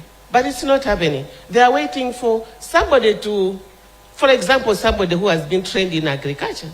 They are waiting to be trained, and yet we have a lot of land. Even our doctors now, I think we need to strengthen entrepreneurship so that they should also be able to do something, because the way it was years ago and now, it's different. We are having a lot of graduates who are not practicing. What can we do so that they should be able to do something? Training not to get distinctions, but training for practical reasons. It's always, how should I say it? We hear of people in the rural areas doing great things that we professionals are supposed to be doing, but they didn't really go very far with education. So let's consider that. Other barriers, they've talked of, I'll just speak a few. We should speak one language, multisectoral and interprofessional. I think indeed, really, we should be thinking now that we need more collaboration. Interprofessional, we want to deal with the malaria. We should now work multisectoral, interprofessional. That is the way we can do it. Our friends we heard yesterday, they got rid of malaria in 1961, before some of you were born, as stated by the minister. But why are we still having malaria? Are the mosquito nets the answer? People in other countries are now using drones to spray swamps. I come from Kotakota. We get mosquito nets. Do we use them? Some of them use them for catching fish, others for protecting gardens. So we should be able to have other ways. So if this is not working, what can we do? Malaria is a challenge, and indeed, I'm just giving that as an example. We've had this year, the doctors have been interacting with, they've been saying, hey, the malaria of this year we don't understand. It's bringing in serious complications, and it's really killing our people. So that's just an example. Not just one profession, interprofessional and multisectoral. This is what all of you have said. We also need an enabling environment, meaning from the colleges, from management to the government. Really, if we need to go forward, this is what has been emphasized. We need enabling environment. Financially, you can see what we are getting. Most of us do research because we have international partners. And we do research which is driven by them. We have this money and we want you to do this research. Very soon, people, I was doing leading the No Head week from Monday. There will be No Head 3 coming. They have their areas of interest. what are our major areas of interest so that we can be able to lead what we want. We should develop things for Malawi. Sometimes we also lose out if we just follow what other countries are doing.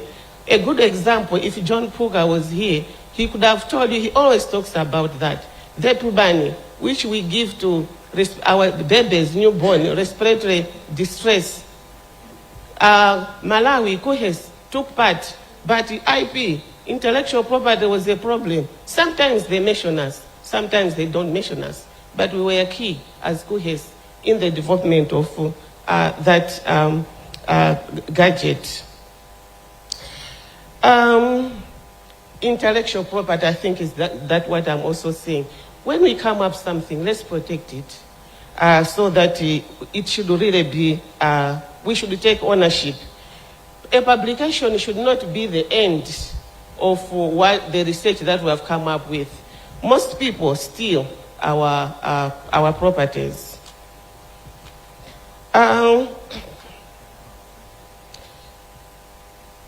Health innovation is young. I think we always think, most people think health innovation equals creating something new. But the person who answered in English, as well as in Chichewa, they have tried to simplify that innovation is not just creating a machine that is going to help with care. Yes, technology is there, but how is the care given in our hospitals? Most of the times, WHO tells us, and actually the keynote speaker yesterday, if you listen to her, she attended a WHO meeting. There was no African there. They were making guidelines for us. So we need to be proactive. We can come up with creative ways of giving care. We can come up with even the medications. What works for us? And I'm glad that I have seen that the pharmacy department is beginning to do research in the medicines. You find that there are some partners, they want to come, we hear there are some medicinal plants. Let's explore them before they go out. We have a lot of plants in our countries that work very well, but we just need to add that science to it. The same thing I'm talking about medicine. My background is nursing. We've been doing the procedures that were developed in the UK, in Canada. We needed to develop our own because their conditions and our conditions are not the same. So it's coming up with innovative ideas, not creating something. Maybe that's what it's not inventing something, but coming up with innovative ideas. I'm not giving a lecture, but I'm just emphasizing what they have said. Again, as we talked of, as they talked of innovations, they said in healthcare, we should train at all levels. And I'm thinking, I heard the speaker who said, nurses don't do research. Actually, I think it's because we need, nurses do training in research, and they cannot pass if they do not pass their research component. But what we should say, nurses of all cadres, because the ones I'm talking about are the nurses who are RNs, who must pass their research and be able to come up with a research project. Otherwise, they cannot pass. But maybe what we need to say is the technicians who are trained in charm facilities, maybe they should learn something about research, just as maybe the clinical officers and medical assistants, because I think only those that are in tertiary education are the ones who do training. So I think let's take this, all of us, do work with the lower cadre healthcare providers. Let's include that, let's encourage them to include that in their training. So I didn't really want to say much. I just want to seriously thank the three panelists. Thank you very much. As for the audience, let's go out differently. We cannot work in silos. Doctors cannot do proper research without nurses. So we need to work because we can be able to share your component and our component, and also pharmacists. So we should be able, in fact, Kuhes is very, very blessed that we have all top cadre healthcare providers in the same school. So let's take that as an opportunity to promote innovation. Thank you very much. A big hand to Professor Angela Chimwaza, closing this year's Science Cafe, organized by the Kamuzu University of Health Sciences and sponsored by different partners, one of them being Standard Bank. But I will be failing in my duties if I don't acknowledge the panelists as they walk out of stage. This is Dr. Douglas Sanyahumbi, Mrs. Gift Kadzamira, and Associate Professor Arox Kamngona. A big hand for them as they go to join the audience. I would also like to acknowledge Agoroso, who has provided the music this evening. A big hand for them. And finally, a few comments from the audience, because I promised so. These are not questions, but rather comments from the Facebook page. One says, indeed, I think a lot of work needs to be done in as far as research is concerned in our hospitals. It is very rare to see health workers at district hospitals doing their own research. Other than most of their duties happening in these district hospitals are coming from other organizations interested in getting participants, subjects from such hospitals. This, another one, Evans Zigwa Kalepa writes, this is a powerful discussion and I'm really captivated by it. However, the performance of an economy can either foster or stifle innovation. Therefore, we must advocate for strong performance of our economy to ensure that innovators are empowered. And finally, someone from Mulilongwe writes and says, my question is to universities like MUST and others, how they are helping innovators. The conversation is continuing, and this shows us that people want to talk and talk freely and openly about this subject. Unfortunately, our time is up, and on behalf of the organizers, I would like to say a big thank you for our wonderful audience, both on television, on Facebook, and the physical audience right here in this auditorium at Amaryllis Hotel. Until next year, God willing, my name is Vana Chunga. Good evening.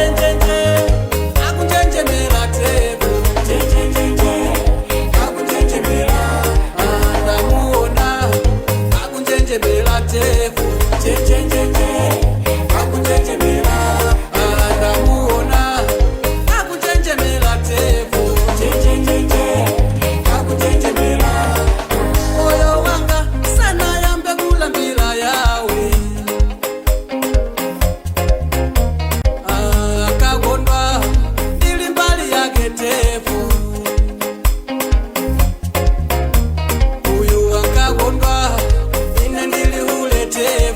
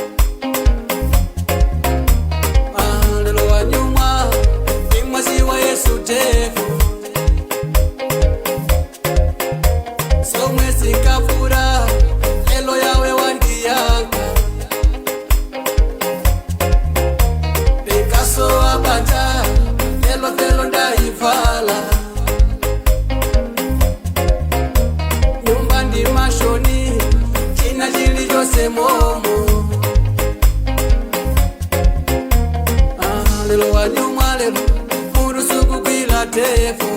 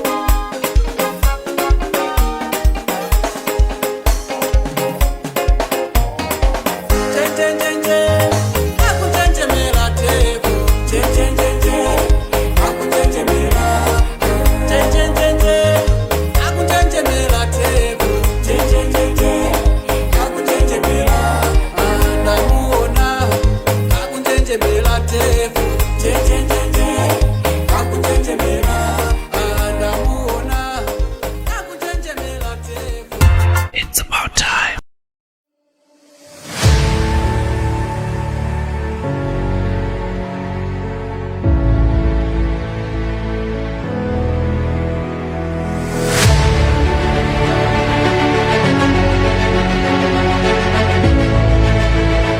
Tikulandireni ku program ya tidziwe zambiri za trade program. Lero takutengerani ku maofesi mwachizolowezi tsopano. Tili kuno ku Ntchisi, dera la ulangizi timaicha kuti Chikwatula EPA.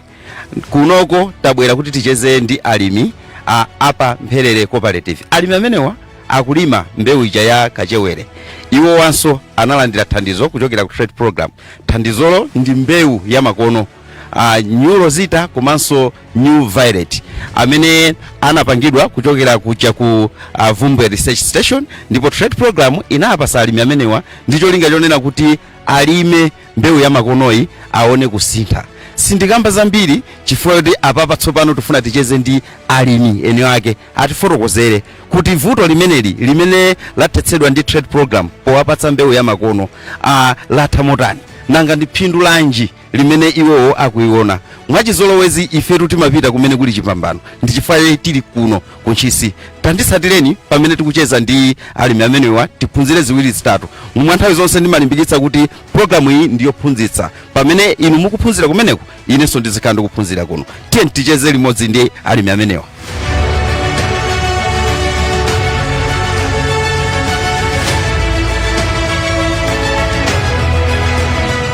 Nene ndanenera tikhala tikucheza ndi alimi amene akudziwa ndithu kalimidwe kakachewere kuchokeratu pansi pa ulangizi wa trade program. Pano ndili ndi eni munda uno umene tili azitchula okha dzina komanso mudzi umene akuchokera komanso gulu ya ulimi imene ali. Tauzeni dzina lanu komanso kumene mumakhala chifukwa tu amene akutionera apa afuna aphunzire zambiri kuchokera kwa inu. Dzina langa ndine Mavuto James Nyasulu, ndimakhala mudzi mwa Nzoma. Tiye Jawanda boma la Ntchisi. Chabwino. Muli pabanja? Ya ni pabanja. Nditu ni pabanja ndi ana atatu. Ya. Ifetu tabwera kuno chifukwa chonena kuti akuti achikulire inuyo ndinu munthu olimbikira kwambiri. Akuti munathandizidwa china chake ku trade. Sindifuna kuchitchula koma mutchule nokha kuti amene akutionera adziwe kuti chimene anakuthandiza na trade program ndi chani ngati mulimi wakachewere. Zone inanga wakachewere datizijwa mbewu yakachewere ya Rosette ndi Violet. Imene baba yalimidwa yoka chakachata chifika pano. Tinene kuti mbewu imene mwathandizidwa ya New Rosita komanso New Violet ndi imene tikuiona munda muno. Ya panopa ndiri muona Violet yo pene Rosita ali kati mbakena sipamusi hapo. Koma imene yalimidwa yoka bunga la trade. Chabwino. Tikufuna tu amene akutitsatira kapena kutionera adziwe ziwiri zitatu zimene zachitika. Inuyo ulimi wakachewerewo munaoyamba kapena nene kuti mwaulima kwa zaka zochuluka motani.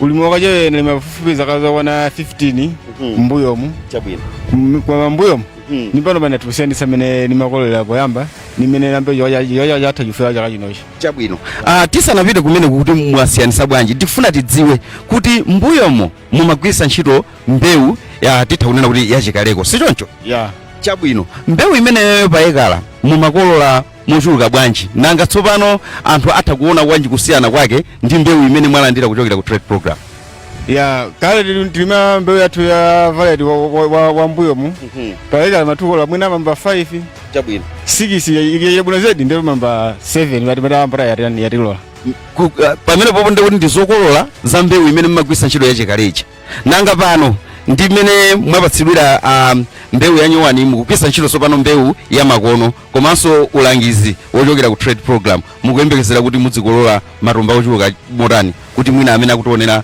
akhale akumva kuchokera kwa inu mwini wa munda uno panopa tilandira mbewu ya bungwe la trade zokolola zimene tiyene umakola pa 1 ekala pafupi mamba 40 yakuti titukola fedi wano mbewu yake inopindutsa kwambiri 30 kapena 40 chakuti tinene kuti thumba limodzi limene tikulankhula panoli ndi thumba lolemera motani magwega makani 50 kgs imene yoti tasankha ngati ya grade chabwino mukayisankha ngati ya grade 50 kg imeneyo mumayigwisa ndalama zingati tifuna tipangetu masampo pano aone phindu imene inuyo mudzipeza pamene mukulima mbewu yatsopano iyi lochokera ku trade program pakali pano pa 1 kilogram tikugwisa 1300 kwacha ndikuti pa thumba limodzi la 50 kgs pafupi ndamekwana 65000 imene ipezeka chabwino ndiye kuti mukuti 50 kgs ndi 65000 apapa mukuyembekezera kukolola matumba 30 kapena 40 amene mukutionera mutha kupanga masamu kumeneko mutha kuona kuti tsopano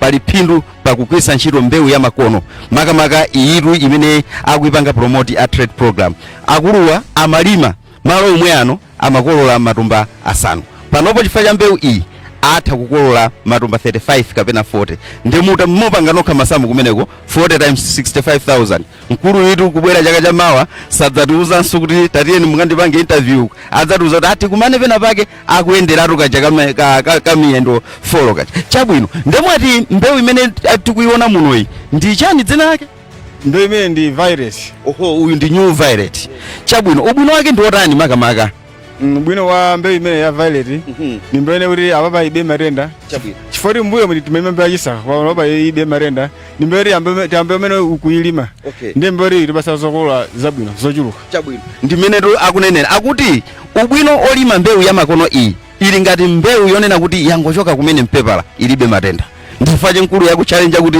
matumba 40 kapena 35 atulukapo pano chabwino ndemwati malo amene mmalima si okhano zona benasali bambo sibe tiona po sibirapo chabwino kumeneko kuli mbewu yanji kumeko kuli violet mbali nasu kuli rosette chabwino ndimene tikuchitira amene mukutitsatira kamenanso kutionera pa television a trade program anazindikira vuto yonena kuti alimi akachewere akugwisa ntchito mbewu imene yalimidwa kwambiri titha kunena kuti yalimidwa chaka chino yalimidwa chaka chamawa yalimidwa chaka chinacho so imakhala ngati kuti ndi mbewu imene ikumayenda ndi matenda kale so a trade program kudzera mwa akatswiri awo analumikizana ndi a Department of Agriculture Research imene inapanga mbewu iyi ya nyuwani moti akulu awa ndi oyamba kulima mbewu iyi mbewu iyi ilibe matenda ndichifukwa chake tikulimbikitsa kuti alimi nonse amene muli akachewere tatiyeni tipeze mbewu ya makonoyi tilime kusiyana nkumagwirisa ntchito mbewu yoti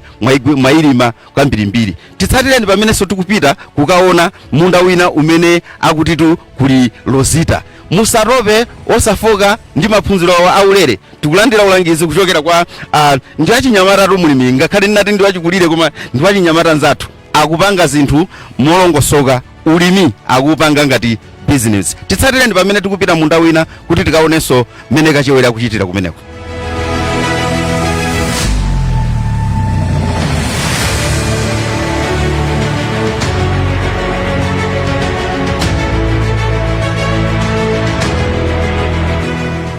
tinatero kuti akulu awati akakamira ali ndi minda iwiri imene alima mbewu ya makonoyi kumene tinali kuja alimako violet mbewu yake imaoneka chonchi komatu mutha kuona kuti ndikachewere ndithu kumwika pa skelo atha kumapezeka kuti muvi uja uyendesa mwandi kusonyeza kuti mbewu ya makonoyi ikupangitsa kuti kachewere yonso adzikhala wamkulu.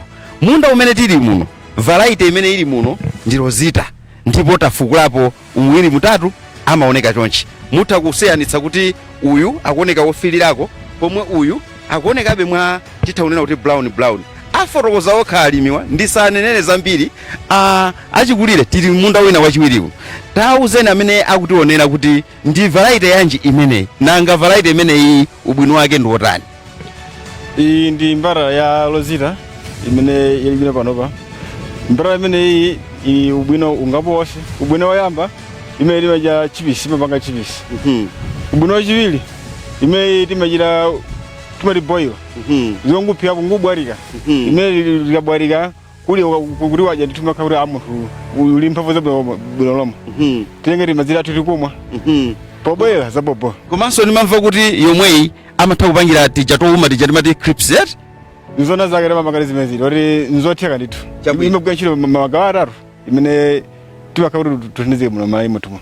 Poti nkuluyi wayambisa yoti kodi kachewere amene tingagwiritsa ntchito yanji, nanga uyu Violet kwambiri anthu amamugwiritsa ntchito motani? Violet amene amagwiritsa kwambiri ntchito chipisi, komanso timaphiwa timati kuno watuno kunchisi timati chipotepore. Zophiwa chima chawanga lisima. One kuti ndiyo zili hapo ukachekula udia ndiyo tu ayi makanga ngoja tusima uma ukachiro tumpavuzo pavugo noloma akutero tunchikulire trade program imalimbikisanso madyedwe abwino nutrition apa mutha kuona kuti ayipitisanso kwina akuti ngati mufuna kuphunzira mashed potato kapena kuti chipotepote bwerani kunoko ku apa mphere mudzaphunzire kuti kodi kachewereyi mungamu phike motani kuti muthe kudyera nyemba kapenanso nyama osamangodalira ati chimanga chokha iyayi kacheweretu ndi chakudya chimenenso chingathe kutipasa thanzi. So kachewere amene uyuyu wa Rositayi mukuyembekezera kuti pa 1 acre mutha kukolola ochuluka motani? Pa 1 acre mbara imene itu ni chimodzimodzi Violet fori uyikawesiya somosiyanaso ndio mbembe 30 uleza 45 ibe tukolola koma ulembe ma 50 kgs midonga yogulisa ni chimodzimodzi 1300 kwasa ndio kuti patumba limodzi tupeza 65,000 imene tuwinapo ngati fali.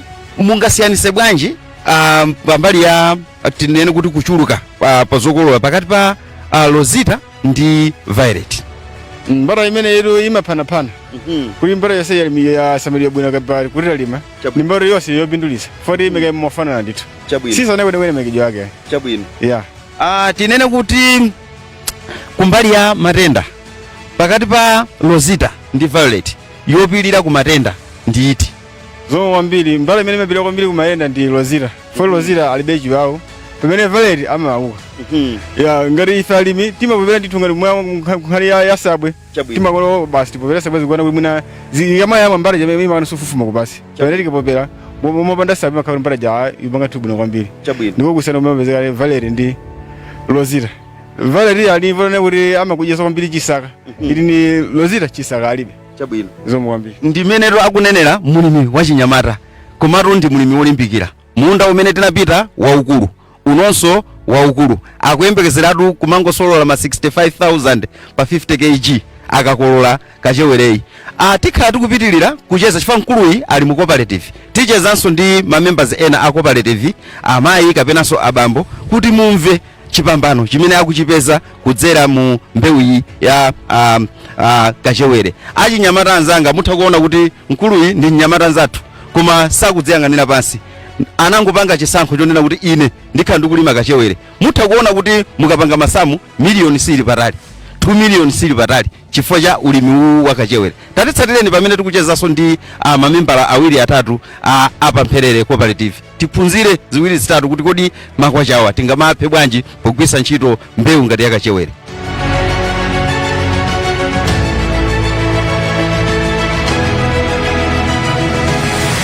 Sitingachoke ku dera kuno osacheza ndi mwini dera ya zaulangizi moti ndili pano ndili ndi mlangizi wa dera lino la Chikwatula EPA.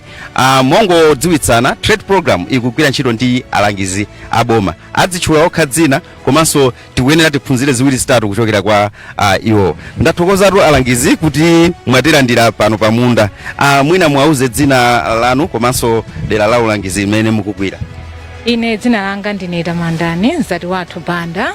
Ndine mlangizi wa Binga section kuno ku Chikwatula EPA boma la Ntchisi. Chabwino. Mwina kuti tisasokoneze omvera kapena so amene akutionera. Panopo tayima munda wa Kachewere, koma Kachewere akuoneka kuti masamba ake akupita ngati kouma. Tangu afotokozerani kuti palibe matenda ena aliwonse koma ndi nkhani yabwino iyi. Apapa pamene mwayima apa zikutanthauza kunena kuti Kachewere uyuyu tsopano ali ready kunena kuti akhoza kumukolola, akhoza kukumba ndi kupita naye kunsika.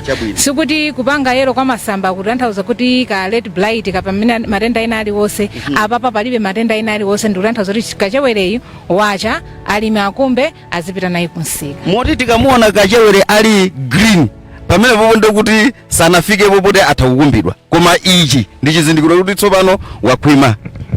Pamene masamba Kachewere amaoneka kuti wonse ndi obiriwira ndi kuti Kachewere uja sanakhwime. Kachewere akakhwima amasintha masambawa ena asamafika ponena kuti ayamba kufota nkuuma. Ndi kuti Kachewere amene wakhwimitsitsa poyenera kuti apite kunsika. Ifoti timafuna kuti Kachewere amene tikupita naye kunsika asamasupuke. Kachewere amene mumamuona pansika kunena kuti wakungunuka makungu, Kachewere amene uja ndi osakhwima. Koma Kachewere okhwima mukapita naye pansika samakhala ndi makungu okungunuka chifukwa chonena kuti amakhala kuti wakhwima watera. Kachewere okungunuka mpeweni chifukwa mukamugula Kachewere amene uja amakafota. Koma uyu mukapita naye pansika ndionena kunena kuti ola kuzokhala masiku kandi 5 kandi 7 kandi mwezi asanakungunuke asanafote ndi kuti Kachewere amene anakhwima bwino. Chabwino apatu ndinango apalamula alangiziwa koma nkhani imene yotangodutsirako nkhani imene ife a trade tabwera kuno ndionena kuti akuti alimiwa amakumana ndi mvuto ina yake ndi a trade muthandizidwa ndi ma department ena komanso kudzera mwa inu alangizi achitako china chake. Tauzeni amene akutionera kuti trade program yachita chani kwa alimi anu kunoko. Chabwino kunoko alimi akuno mbewu imene imawapatsa ndalama kwambiri ndi mbewu ya Kachewere. Chabwino. Mbewu imene iyi mbuyomu amalima koma alimi wasamapindula. Chabwino. Amalima mbewu yonena kuti imakhala yobwereza imene imakhala ndi matenda achisaka. Chisaka chikalowa munda olota chita kulima munda waukulu bwanji zokolola zimakhala zochepa chifukwa imakhala kuti yagwidwa ndi matenda. Komano ataona titadandaula vuto limene likwa trade kuti zoona mabweradi kuno kudzatithandiza kudzatitukula ulimi wathu wa Kachewere. Koma ifeyo alimi wathu akukumana ndi izi makamaka ku matenda. Ndi a trade aja ananena kuti tamva. Pamene tinaona kuti akutibweretsera mbewu ya mpaketi ya nyowani imene kuyamba kwake ayamba kuyilima ndi alimi athu awawa. Ndetaona kunena kuti chibwerereni cha mbewu iyi amene akololako atayilima ndi kuyishulukitsa anthu aja anagulisana pa cooperative yawoyo kunena kuti akhale ndi mbewu ya makono amene anayilima akugulitsapo kale apindula kwambiri chifukwa ena mkatikati mwa gulu mweri atagulitsa akhoma nyumba zawo ndi malata pamene chaka chatha ndi zaka zambuyo zinazi sizikanatheka kuti mbewu ija samapindula pena palipo. Moti nyumba za malata zotitha ukaziona m'mudzimu tikazunguliramo. Umboni umene ulipo ndipo tikhoza kakutengani mmodzi amene wagula malata kuchokera ku mbewu imene iye atagulitsa amene anayilima moyambirira ndi sekretary wa gulu limeneli. Chabwino project ina iliyonse kapena program ina iliyonse ikabwera kudera imabwera kudzakonza vuto ndipo trade yakonza vuto imeneyi yonena kuti yapanga introduce mbewu yatsopano kupita mchitsogolo. Pali mapulani anji oti mulimi wina aliyense amene akulima Kachewere kuno ku Chikwatula EPA mbewu imeneyi ifikire. Chabwino choyambirira munthu amanena kuti timayambira kusesa nyumba mwathu. Panopo alimi ena anagulako mbewuyi kuchokera kwa alimi amene anapindula koyambirira.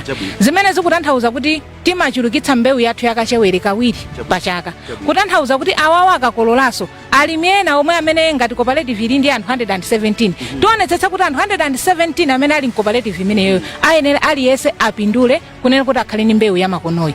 Tikachoka pamenepo ndi mmene tiyambene kuyifalitsa kunena kuti ipite kwina kuli kosa popeza Chikwatula EPA ili ndi ma section 13 ma section 13 onse kumene kumalimidwa Kachewere ayenera abwere kuno azatenge mbewu ya Kachewere. Akutero alangizi kulankhula monyadira komanso modziwa ntchito yawo akuti tu trade yakonza vuto limeneli alimi akuno salimanso mbewu yakachewere mobwereza adzilima tsopano mbewu yakachewere ya makono, komanso akutiunikira kapena kutidziwitsa kuti iwowa apanga kuthekera kuti alimi ena adzitha kudzagula mbewuyi kwa alimi amene panopo akuichulukitsa. Ndimene tikuchitira trade program ikulimbikitsa kuti alimi azipanga ulimi ngati business. Ulimi ngati business sungatheke ngati alimi akukolola zochepa. Ndi chifukwa chake a trade anaona kuti alimi athu akuyenera adzikolola zochuluka powapatsa mbewu yatsopano. Ndimene tikuchitira awa anali alangizi ndipo afotokoza mwamvemvemve ndithu. Atitsimikiziranso kuti mulitu nkhani za chipambano ziwiri zitatu alimi ayamba kale kukhoma nyumba za malata chifukwa cha upangiri umenewo. Ndathokoza kwambiri alangizi kuti mwatilangiza tonse, mwalangiza ine komanso mwalangiza amene akutionera. Ndikukhulupirira kuti ulendo wena tikabwera tidzamvanso ulangizi uwiri utatu kutewera, kapena muli ndi mawu omaliza amene mungawuze amene akutionera. Mawu omaliza ndili nawo. Zaka zambuyomu alimi athuwa sikuti tinganene kuti amaberedwa kaya matani, koma mwina kazindikiro konena kuti kodi business timapanga bwanji yokhuzana ndi ulimi mwina zimawavuta. Koma itabwera trade inawaphunzitsa alimiwa kunena kuti ulimi ndi business. Tsopano ngati ulimi uli business musanalime mwayenera kunena kuti mupite kunsika mukapeze chani nsika, kuti zinthu zanu zija mukalima mukakolola straight muzipita nawo kunsika osayinirana unsika okhala ndi agreement. Ndiye pano tikunena pano alimi awawa a trade anathandizira mpaka anapeza nsika umene amanyamula kachewere wawo nkumakagulitsa. Monga mmene mwamvera kuti mbuyo mamatha kubwera venda mwina kudzagula thumba lonena kuti ndi 120 kgs mwina amatha kuagula 35,000, koma pamene akunena kuti 50 kgs akumayigula 65,000 imene ikumakha kuti pa kg ndi kuti ndi 1,300. Tawaphunzitsanso kunena kuti nthawi inoyi si nthawi yomagulitsa katundu mmabigiri kaya mundowa, ni nthawi yonena kuti azigwiritsa ntchito skelo kuti aziona phindu la ulimi. Ndiye alimi athu wapeza kuti ulimi timanena kuti ndi business komanso ndi ntchito kwa iwowa ndi mabwana awina aliyense. Chifukwa utakhala wa polisi kaya ndiwe msitikali kaya ndiwe dokotala kaya ndiwe mphunzitsi ngakhala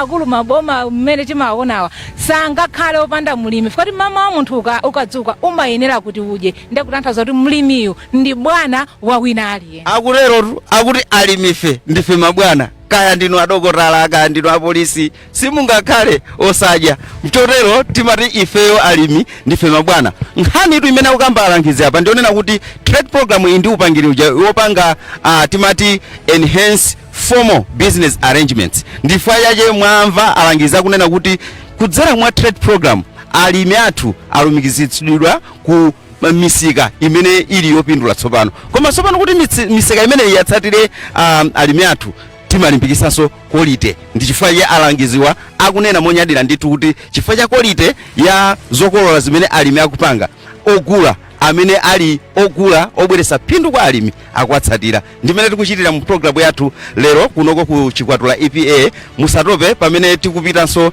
kuti ticheze ndi alimi awiri kapenanso atatu. Khalani pomwepo tiphunzire zambiri kuchokera ku program ya Tidziwe za Trade.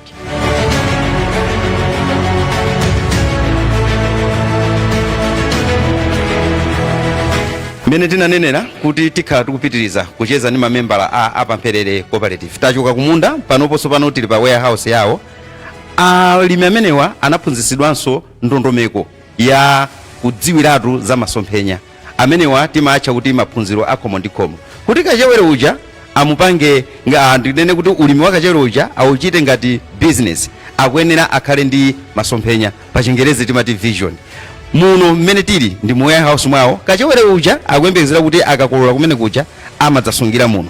Komanso munomo anadziyikiratu vision yawo. Ndiye tili ndi mulimi mmodzi wa chizimayi amene tikufuna kuti atifotokozere kuti kodi makamaka masomphenya a Pamperere Cooperative ndi otani. Tatiyeni tiphunzire limodzi kuchokera kwa mulimi wa chizimayi. Amayi tathokoza kuti mwatilandira, muzitchula dzina komanso kumene mumachokera. Ine ndine Mmele Levi uchokera kumudzi wa Anzoma a Pamperere. Chabwino. Mwati ndi chani kumakamaka chimenechi? Kwenekwene izi zili apa ndi masomphenya ya cooperative apa Mphelele. Chabwino ndiye tikufuna kuti chifukwa ine ndikungoona ngati kuti pali mbuzi pali galimoto tatifotokozereni kuti masomphenya amene akuyambira pati pakana akukafika pati kuti amene akutionera nawonso athe kuphunzira uku kumene tinalili pachiyambi ngati apa Mphelele cooperative tisanazindikire momwe tikhoza umachitira ngati ulimi wa makono umene tikupanga panopa tinali dera ilo eya ndiye kuti tikafika uku ndi kumene tilili panopa ngati masomphenya athu ya pa Mphelele titayamba upita uku talandira ulangizi taphunzitsidwa ndeno tikupitirira masomphenya aja kuti tsopano mmakomomu tikupanga njira zochulukitsira ndalama ngati ma business.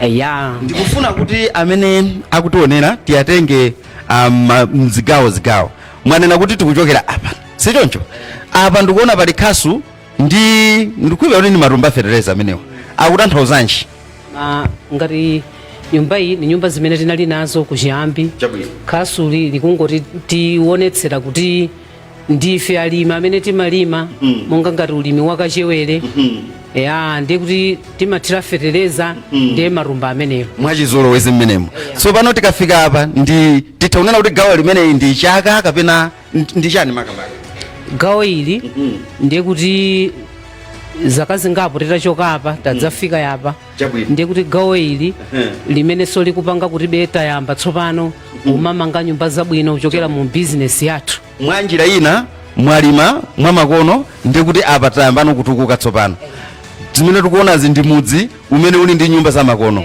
chabwino tatero tafika apa pakutanthauzanji pamene apa ndiye kuti tikupitirirabe muonapo sibulei ngati zimene zimatithandizira kumbali yosamalira mbewu eya ndiye kuti muonapo kachewere ameneyo eya apano ndiye kuti tayambano kukolola zochuluka chifukwa chonena kuti tili ndi zipangizo zoyenerera za ulimi wathu wakachewere tachoka apa ndikuona tonso pano pali mbuzi ngakhale pali radio apa zikutanthauzanji zimene zikutanthauza kuti ulimi uja ulupitirira tili ndi ziweto mmakomomu radio zimenezi tili nazo eya tupitiriza umanga nyumba zabwino ndithudi ulimi wathu ukunkana ukulakula tili ndi makasu tili ndi mbewu yakachewereyo tili ndi fertilizer tafika apa ndikuona tu pali pulawo komanso izi mbuzi ndi ng'ombe twete kusonyeza kuti ulimi uja watifikisa pamenepo tafotokozanipo niso nikawiri katatu kenako mumalizitse uku nimomwetanenera kuti ulimi wathu ulupitirira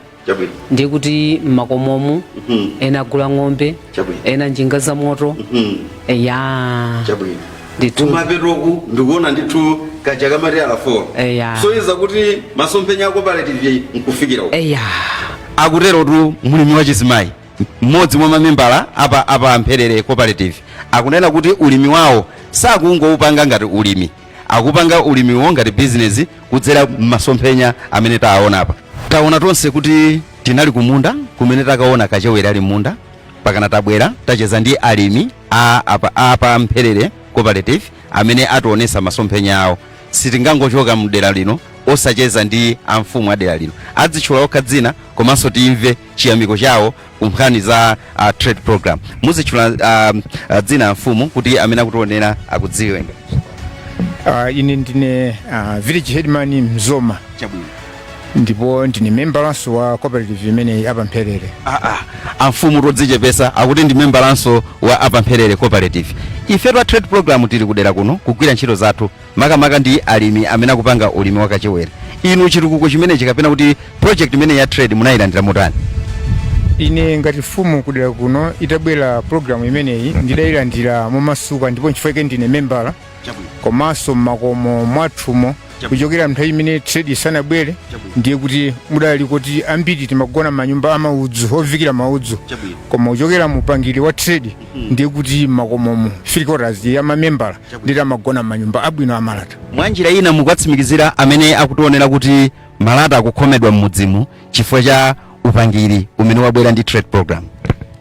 zona zake ndi zimenezo kuti mbuyo upangiri wa trade usanabwere ndi kuti ulimi sitimalima mwadongosolo komanso timangogulitsa ku mavenda amene mitengo amadzapanga ndiwo okha kuno pamene panopa chifukwa cha upangiri wabwino wa trade ndiye kuti tere panopa tilipangwirizanonso ndi kulinde kumponera kuja kotero kuti mbewu zathu ndiye kuti after 2 weeks serious timapititsa mbewu kulinde kuja zimene timathugulana nawo pa mitengo yogwirizana yabwino chifukwa chimene chine ngati fumu ndiye kuti niona kuti mudzi wanga dera langa likutukuka kuchokera mutsogoleri umenewo akutero tu amfumu kuinyadira programu ya trade kuti kubwera kwake kuno mudzi tu kusintha mudzi ukuchapika akutero anthu akukhoma manata chifukwa cha mbewu iyi yakachewere.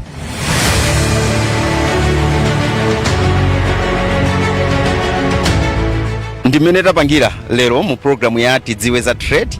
Lero tinakutengerani kuno ku Chikwatula EPA kumene timacheza ndi alimi a mbewu ija yakachewere amene ali pansi pa cooperative ija yochedwa kuti Apamphele. Alimi amene wakuchita zamphamvu ndithu mwadzimvera nokha. Takutengerani kuchokera ku munda nkubwera pa warehouse pawo komanso amfumu akudera kuno aperekerapo ndemanga kufotokoza zamphamvu kapena kuti zabwino zimene trade program ikuchita. Timanenetsa mongokumbutsana kuti trade program ndi program ya boma ikugwira ntchito zake pansi pa unduna uja wa maboma ang'ono ndipo ikulandira thandizo lake kuchokera ku International Fund for Agriculture Development IFAD komanso OPEC Fund for International Development OFID komanso boma la Malawi ndi mthandiziso wa programu imeneyi. Nthawi ndi nthawi komanso mwa nthawi zonse mumakhala ndi ineyo mlangizi wanu wapamphepo Oscar Ulili kuchokera ku trade program kufikiranso tsiku lina limene ndingadzabwereso ndi zokomakoma zochokera kuno ku trade program. Tsalani bwino.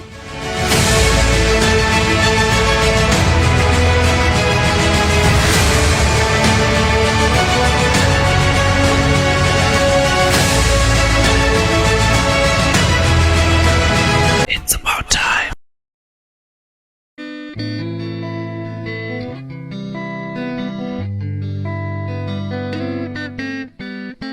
Mukaona zimai ya kulila mumamva bwa akamuchotsa chibelekero mumamva bwa sonsezi zabeweka kati tisi mtachina chake lamula la uchembele liulikire. Welcome to today's program of Freedom and Choices, a program that is produced by Center for Solutions Journalism. And in today's program, you're with me, Deborah Maria. Well, I have a guest in here, a legal consultant, Mateo Msisia.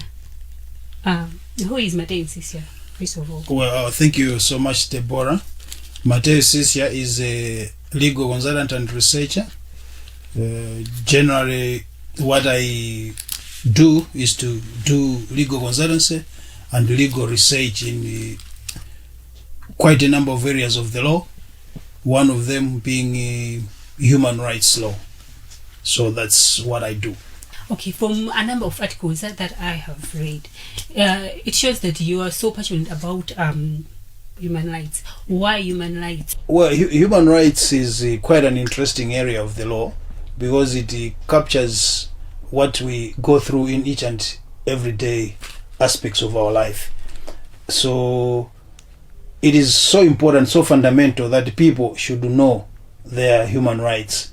Not just knowing them, they should also claim the human rights, and those that are responsible should be able to protect and promote the human rights of each and every individual in the country. So that's why I feel that it is important to emphasize on human rights. That is so important that I indulge in human rights activities to make sure that whatever is written in the laws of Malawi, in the constitution, as part of the human rights is recognized and people understand what human rights is all about. Okay, so what's your take on sexual and reproductive healthy laws in Malawi? Well, in Malawi there are quite a number of pieces of legislation that deal with the sexual health and reproductive rights. I'll first of all discuss the constitution. You know, when you go to the constitution of Malawi, especially in section 13, it states that the state or the government has to actively promote the welfare and development of the people of Malawi by progressively adopting policies, legislation, and implementing those policies and legislation to achieve health care. That is to say, to promote adequate health care of each and every person in Malawi, which is up to international standards. So that's just one of the area. When you go deeper in section reproductive health and rights, you also have to discuss legislation like the Gender Equality Act. Gender Equality Act, what does it say in terms of sexual and reproductive health? Gender Equality Act is quite a comprehensive piece of legislation, but we just go to section 19 of the Gender Equality Act. What does it say? The Gender Equality Act in section 19, I will quote what it says verbatim so that we understand. Yeah. Like in section 19, it says that each and every individual in Malawi has a right to adequate sexual and reproductive health services, right? Those shall include access to sexual and reproductive health services, access to family planning services, and they shall be protected from sexually transmitted infections, and also they should self-protect themselves from sexually transmitted infection. And it also talks about the people choosing the number of children that they want to have. So those are some of the sexual and reproductive health issues that affect the people of Malawi. And also it goes on to say that people can choose an appropriate method of contraception. So those are some of the laws that touch on sexual and reproductive health of people in Malawi. So we emphasize on the Gender Equality Act that it talks about comprehensive sexual and reproductive health of people in Malawi. But apart from that, there are also policy documents that the Malawi government has come up with. For example, there is a sexual reproductive health and rights national policy. It talks about issues of sexual reproductive health. How can you access sexual reproductive health services? That just complements what is written in the Gender Equality Act. Malawi is also a member of the international community, right? Like the African Union, the United Nations. Yeah. So in those bodies, there are also what we call agreements, conventions, and treaties. That is part of the law of Malawi because we have accepted to be members of those organizations. So, like an example is the African Charter on Human and People's Rights. Yeah. That one is a document from the African Union. So Malawi is a member of the African Union.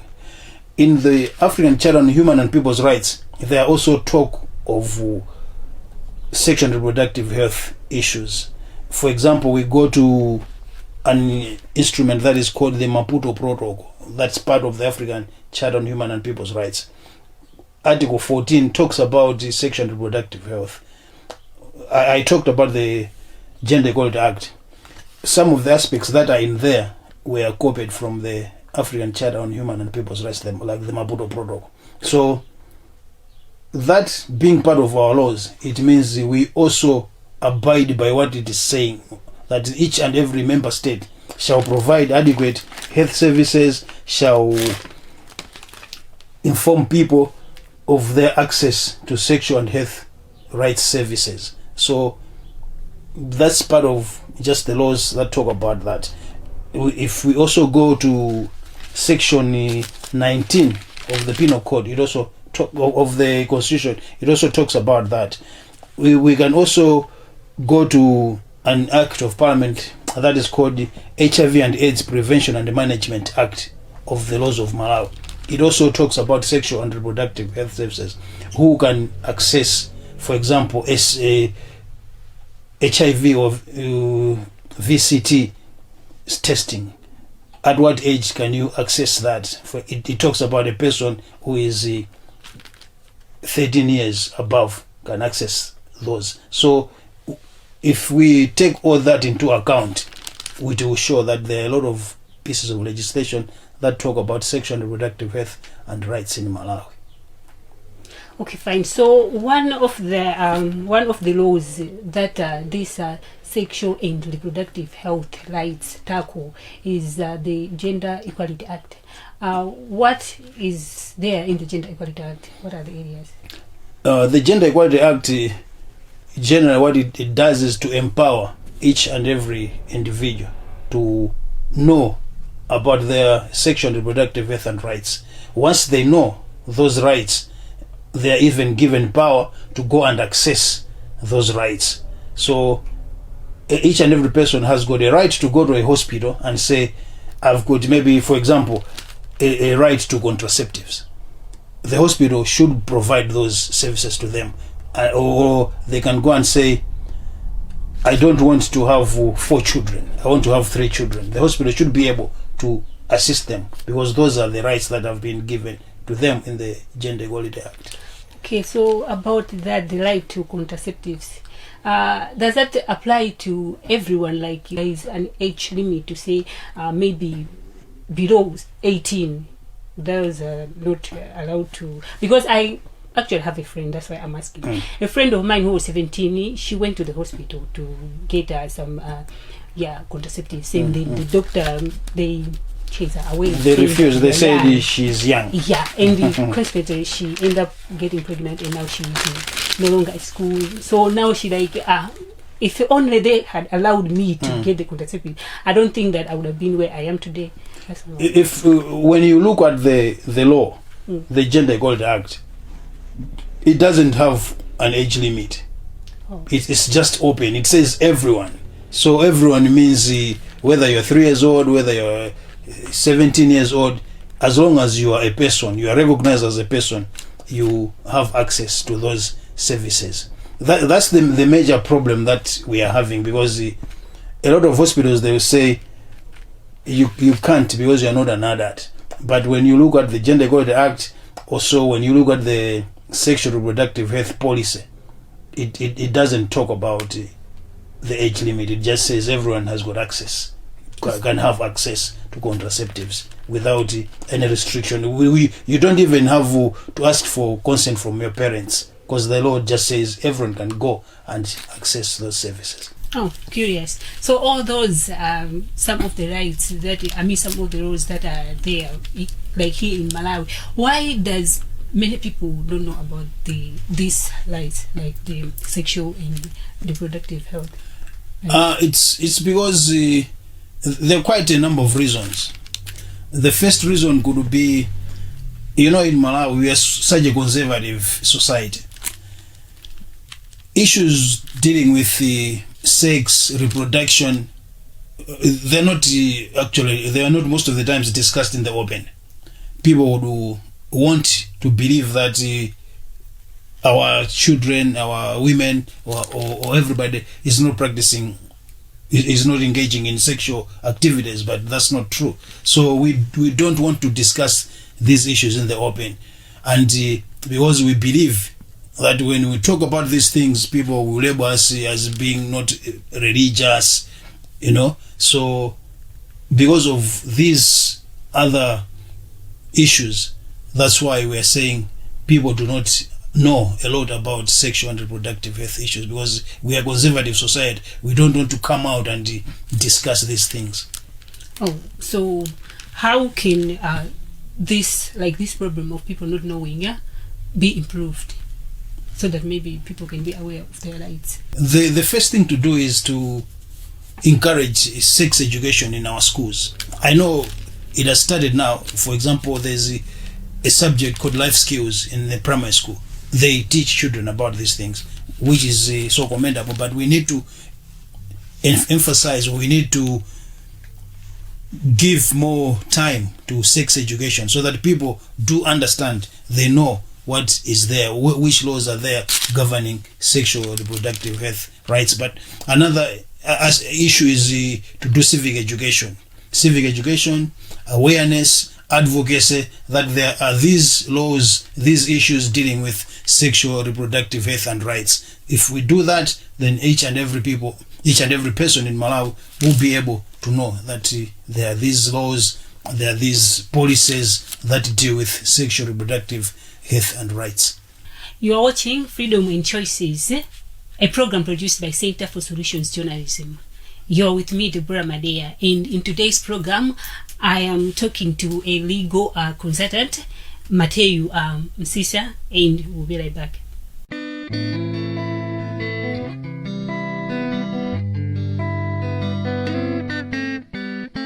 Mukaona zimai ya kulila mumamva bwa akamuchotsa chibelekelo mumamva bwa sonsezi zapeweka kati tisi mtachina chaka la mula la uchembele liulikire. Welcome back. You are watching Freedom and Choices, a program produced by Center for Solutions Journalism. And in today's program, I'm your host, Deborah Madea. I am actually talking to a legal consultant, Matthew Msisa. So we are actually talking about that there is no age limit that a girl can access sexual and reproductive health and life services, including contraceptives. Yes. So I was talking about a friend of mine who was 17 and then he was not given the contraceptives when she visited a certain hospital. So you were saying that even parents, I mean, she doesn't even need parental parental consent. Yes, yeah, that's what I said. Can you highlight on that? Okay, we talk about human rights, right? Human rights, they apply to each and every person, whether you are a girl, whether you are a woman, whether you are an adult or a child. So in the Gender Equality Act, as I said, that it provides that each and every person, whether you're male or female, you have got the right to access sexual reproductive health services. So what does sexual reproductive health services include? They include issues like contraceptives, HIV testing, antenatal care, or even post-abortion care. So if the law has said every person, that means you don't need consent from any other person, because you are a person on your own. The human rights, they apply to you as the individual. But we are talking about the same constitution which talks about someone being young, like below the age of 18, they need parental consent to do anything. How is that even not applicable to this one? There's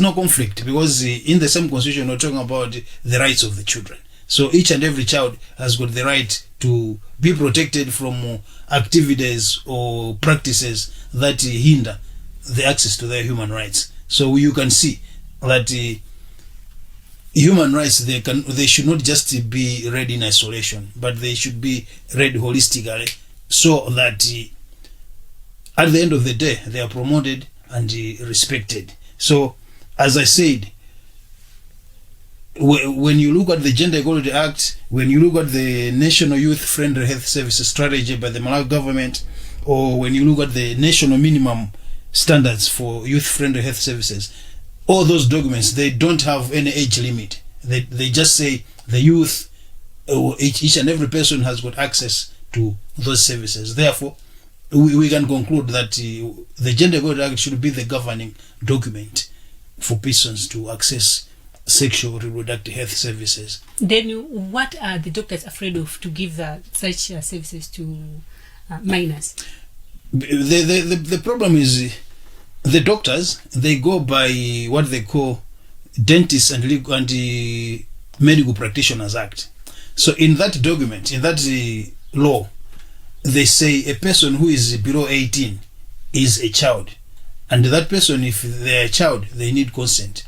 Right, so you can see there's a conflict with the law. The doctors are afraid that if we do this, we are violating the law, because they apply to ethics. They have to get a license to practice. So they might think when we're doing this, we are not following the law. But the problem with the Dentists and the Medical Practitioners Act is that it's an old piece of legislation. It was passed in the 80s, 70s, and then the Gender Equality Act is a recent 2019-2017 act. So things have changed. Medical science or the bodies of people in development, they have changed. So we cannot just stick to what was there in the 1979, in the 1980s. We need to progress with what is happening now. So I would argue that the Gender Equality Act should be the governing piece of legislation, because there are a lot of things that are coming up with the youth, with the children. As I said, people are now learning about sex education in primary schools, so we cannot say a 13-year-old or a 12-year-old should not have access to contraceptives. If we were doing that, we're just lying to ourselves, because we think that a 9-year-old will not engage in sexual activities when the truth is that they do engage in such activities. Oh, okay. So moving on from that, the Gender Equality Act, it also talks about a number of children that parents should have. So in a situation like a mother wants to have maybe 2 children and a father wants to have 5 children, how can this situation be resolved? Well, I think they need to have a frank discussion on what number of children should be there. But I would still think that it should be the choice of the one who is carrying the pregnancy. Like the mother. Yes, because at the end of the day, she's the one who is going to go into labor. She's the one who is going to shoulder all the responsibilities as a patient, as a maternity patient. So I would say she also has got a right to decide on how many children they should have. But at the end of the day, it should be a family discussion between the husband and the wife. But let us respect the right of the woman, the one who will be carrying the pregnancy. So this thing of putting the mother's voice should be heard more than... Is it in the... Kapena, it's just... it's not, but we're talking about the gender equality, right? So let's the woman also have a say in what is supposed to be done in the families. Because the problem is, our society being so conservative, we would think that it is only the man who has to make a decision on the number of children, but that's not the case, because the woman is also part of the family. She is also part of the reproductive system, so she needs to be respected when she presents that, as far as I'm concerned, these children are enough. Let us stop here, or they should go and seek medical advice. Oh, okay, fine. Let's move on to a teenage pregnancy. These laws of healthy and reproductive rights, despite having this in Malawi, the numbers of teenage pregnancies are still hiking. Why is it the case, and how can it be resolved? As far as I know, with the several documents that I've read, or the research that has gone through, it's because a lot of girls, they do not have adequate or accurate information on a reproduction. They hear those things, maybe things to do with sex and rights from their friends. They don't hear them from the professionals, the medical people.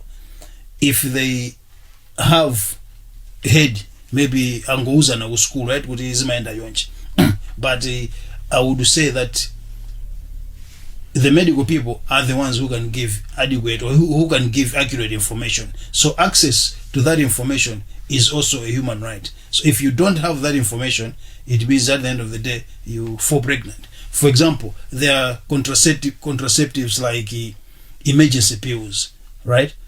How many girls go and access emergency pills? Do they know that you can go and have an emergency pill even before you have sex? Because there's some emergency pills that you can take before you even sleep with a man. There's others that you can take after that. So all that is what we are saying, sexual and reproductive health rights. It's a package that people should go and access those. So a lot of girls, they do not have access to that information. Another issue would be, we talked about youth-friendly health services. Yeah. If you go there, for example, you talked about your friend that she was sent back because they said you are underage. That would classify as not being a youth-friendly health services, because they should have asked her, counseled her, and given her access to that. So it's that stigma, that stereotype that when you go and seek those services, people would say, you're the most promiscuous girl in the society. So it's all that is encouraging our girls not to access contraceptives, not to access sexual reproductive health services, because they might be classified as the most promiscuous in the society. Oh, okay, fine. I've heard like some girls, they were saying that if they go to the hospital to access maybe youth-friendly services or other reproductive services, the doctors, they will start preaching to them, say, you don't have to do this and that. Is that necessary? Because some are acceptable to say, I can't go there because they end up doing this instead of just giving me the services I'm asking for. Well, I don't think that's necessary, because if we look at the goal of the reproductive health unit or directorate now of the Ministry of Health, the goal is that there should be an improvement of sexual reproductive health services for all men, women, and young people in Malawi. So if you go there, they give you all these questions, you're sent back, the social stigma. So it means they are not fulfilling the goal of the reproductive health directorate of the Ministry of Health. And also the purpose of that reproductive health program is that there should be promotion, that people should have informed choices, right, for safer reproductive health practices. So if the doctor is so intrusive, asking you about a lot of questions and telling you not to indulge in this, I don't think professionally that's correct. They should just say, you have come for these services, these are the services that we have, these ones we don't have, and then provide, because it's the choice of the girl, of the young woman, to go and access those services. So it's high time the doctors, the health service providers understood what documents are there dealing with sexual reproductive health and rights, and what pieces of legislation are there that deal with the sexual reproductive health and rights of women. So that's what I would say. In conclusion, I would say it is not right for them to start preaching, to bring their beliefs or their opinions to the person who has come to seek for sexual health reproductive services. Okay, fine. Any final remarks as we conclude the program? Well, my final remarks would be sexual reproductive health and rights is a human right issue. We cannot run away from that. So if it is a human right issue, let us respect, promote, and encourage those who come to seek services, that they should claim these human rights, because human rights are so important. Human rights are given to you at birth. Once you're born with human rights. So let us respect those. For the health services providers, let us give access to these girls, young women, and whoever comes to seek sexual reproductive health services in our institutions, because it is a program of the Malawi government under the Reproductive Health Directorate that people should have access to sexual reproductive health services as a form of their human rights. And they should have access for free. Yes. You are watching Freedom and Choices, a program produced by Center for Solutions Journalism. I was your host, Deborah Madea, and I was with a legal consultant, Mateo Msisa. Until next time, goodbye.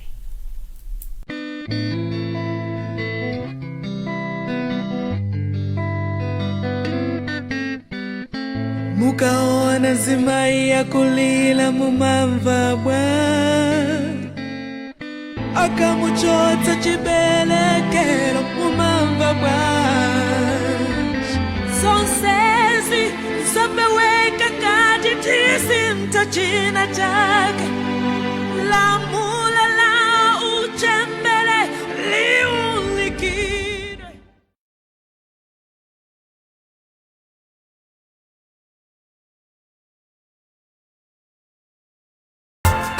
It's about time.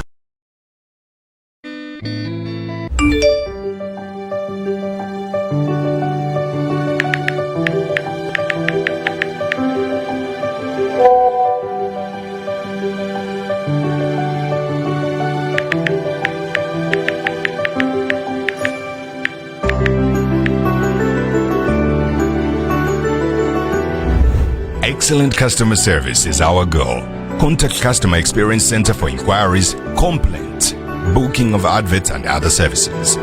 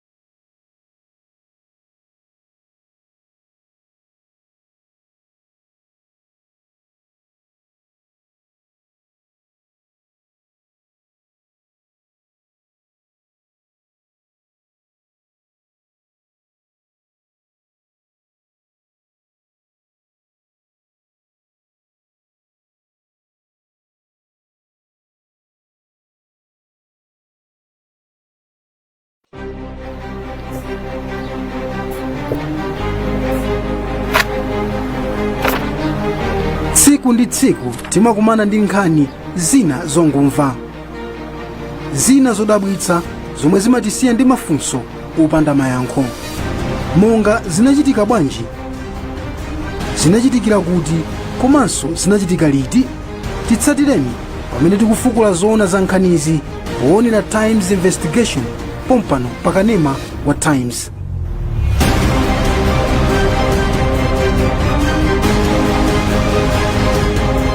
It's about time.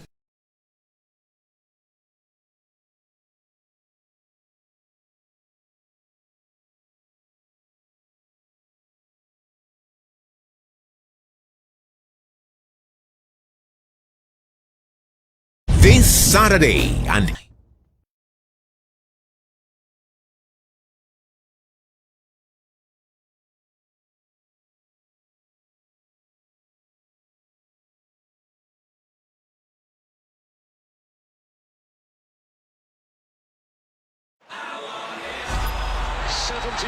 days since the last day of last season. We are ready to do it all again. Great to have you with us on your World of Champions.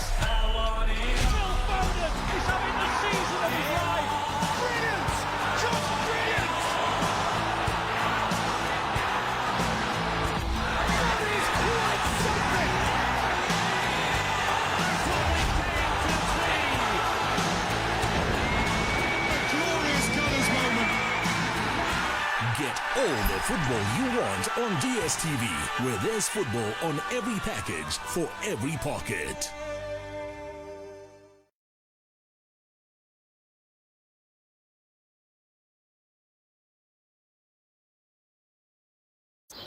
Of course, Blue Band is amazing on toast. Duh. But did you know there's more? Blue Band can do your topping and your frying and stir frying and mixing. Blue Band for stewing, baking sauces, also grilling and toasting. Nice in matoke and ugali and tilapia. That's right. For breakfast, lunch, dinner, snacks. Tasty, crispy. Want a bite? Mmm. So yummy every time with omega-3 and omega-6 vitamins all for free. We use it anytime with healthy G. I'll be cooking up a storm for my family.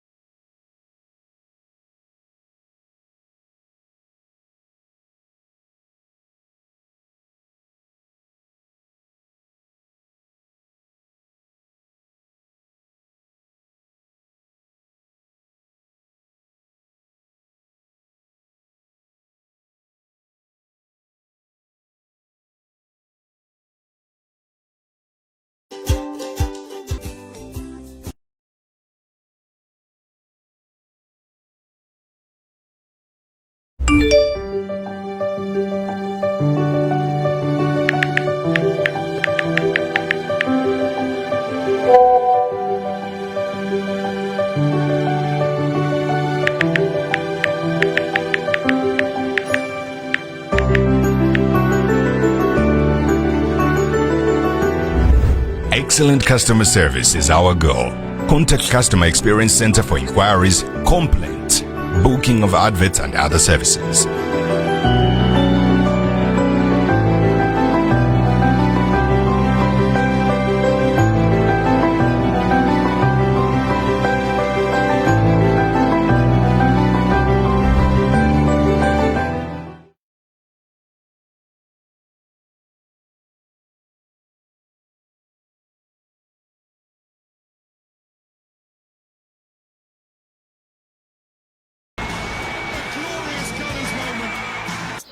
Of course, Blue Band is amazing on toast.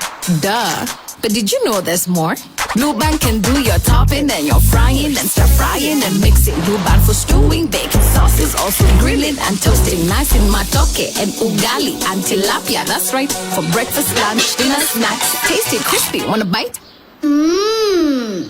So yummy every time with omega-3 and omega-6 vitamins all for free. We use it anytime with healthy G. I'll be cooking up a song for my family. You keep it real, you say. Real with your friends. Real with the swag. And then you say you are a real fan. You watch that free pirated football? Psst. Really? When you subscribe to DSTV to watch the game, you support the game. Like fans do.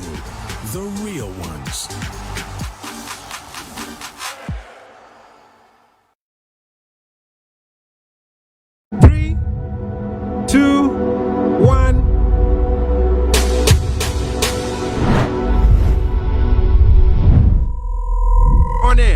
Masigana unkhani ya ntchito komanso chakudya nkhani kumasuka kumene. December 11th, 2013 is a very special day to the Times Group. Malawi's first independent, privately owned national television station, Times Television, was born. Times Television complemented the synergies Times Group built over the years, hence delivering value to all our development and business partners. The rolling out of Times Television gave the Times Group an opportunity to engage more and diverse stakeholders. Reaching approximately 2.5 million viewers with largely local languages, Times Television broadens the platform for all development-focused stakeholders, involving mass awareness and stakeholder advocacy in the following developmental areas: agriculture, health, education, human rights, environment and climate change, governance, child and social protection, gender, nutrition, HIV and AIDS, and water and sanitation.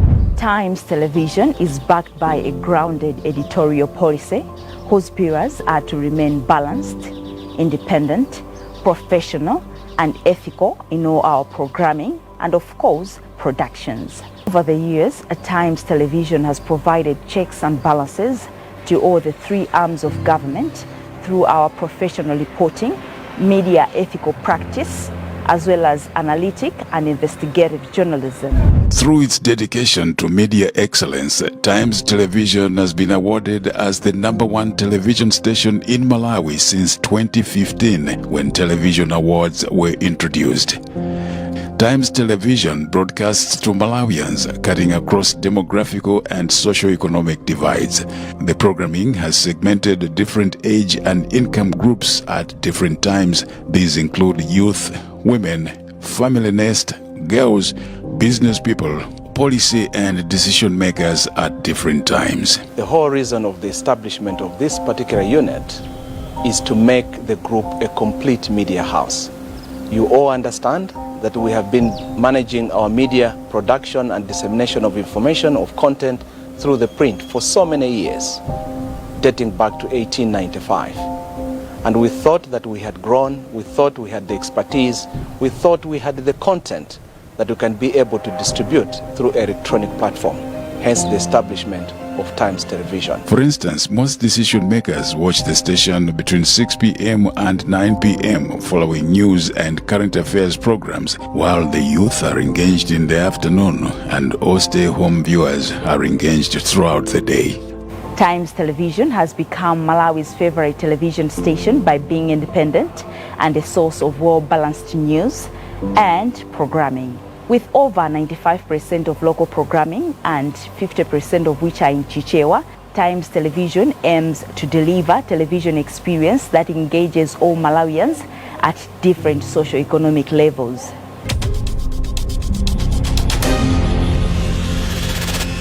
Breakfast Live. This is a 2 hours 30-minute politics, health, sports, through to entertainment, agriculture, governance, and family matters. The program tackles cross-cutting issues that affect all Malawians every day by inviting the stakeholders to the studio for one-on-one interviews and is delivered in both Chichewa and English.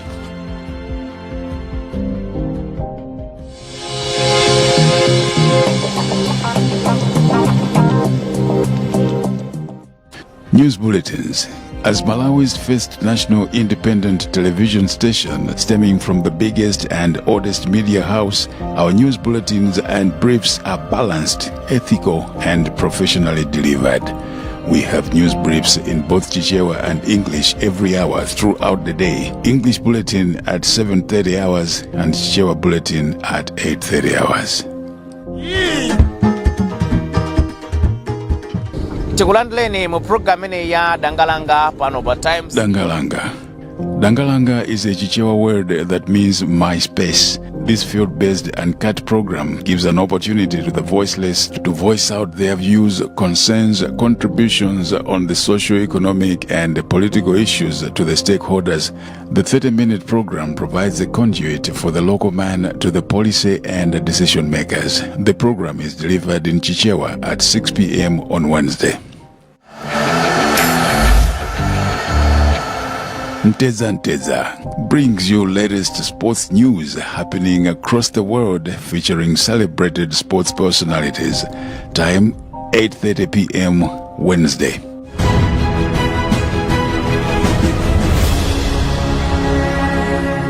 Wagwanji, we delve deeper into prevailing issues by getting feedback from news editors and using reports filed by journalists. Time 9:30 a.m. Monday to Friday. This is a journey into sound. So our journey takes us into the field of music. SoundTube. Get to know local music celebrities in their comfort zone, studio, home, or anywhere while we play their music videos. Time 4:30 p.m. Saturday.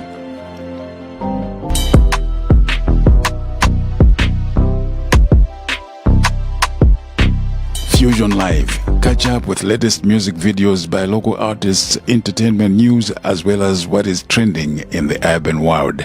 11:15 a.m. on Monday and 11:30 p.m. on Wednesday.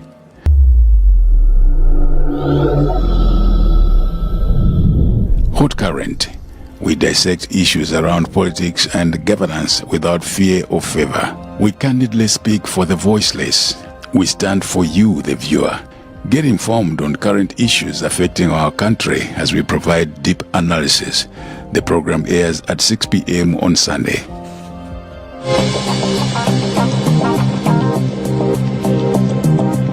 Times exclusive. What are decision makers saying on critical issues? We probe on your behalf through exclusive interviews with public personalities seeking to get to the bottom of issues.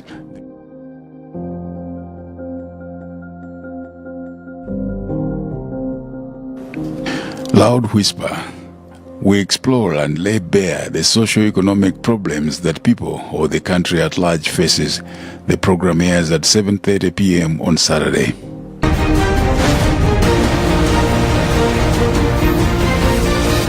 Times Investigative. We impartially lay bare hidden, bizarre, or novelties affecting people. Get to know the unusual things happening underground. Home Managers, a talk show specifically produced for women featuring various guests discussing topical issues, women giving each other tips on home management, business, and a lot of other areas with instant viewer feedback via phone call and text. The program airs at 3 p.m. on Monday, Wednesday, and Friday.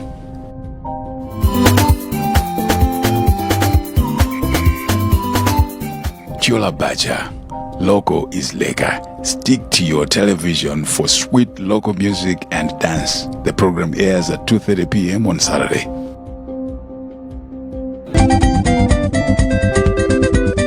Next, Ndiangu. Zabwino sisi kutireka. Pwetera mano. Ndiangu ndi anthu apa ploti pake ali ndi nkhani zoseketsa. Inu nkhawazi. In the Ghetto Struggle, the program airs at 9 p.m. on Friday. Friday Night Live is now in session with VJ Snow K Smoke. Friday Night Live, what's on this weekend? Get a dose before you go out. Catch up with trending issues and music videos that are hot. The program airs at 10 p.m. on Friday.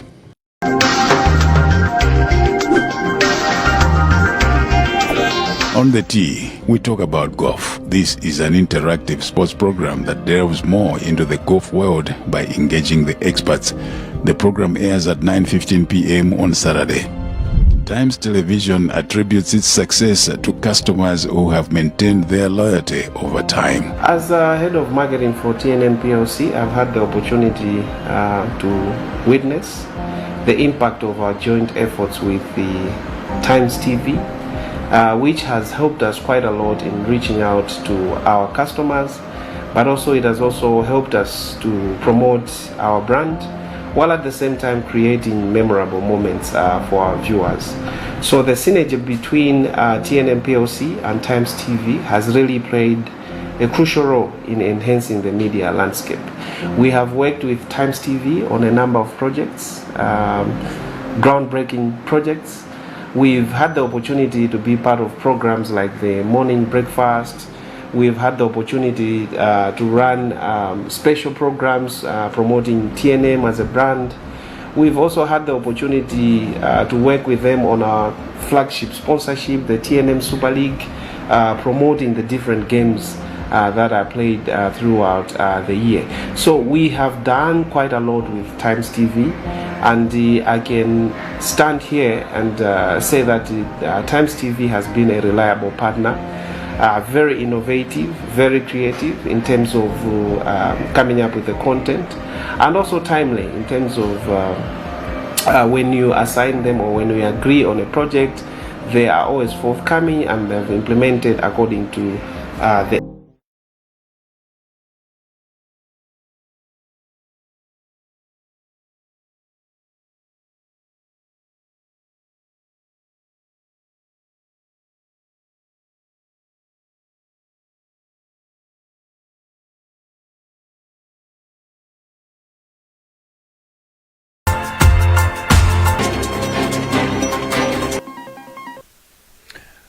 madzulo abwino ndi nthawi ya nkhani ndipo muli ndine Elvis Sowahowa koma poyamba nayi mitu yake.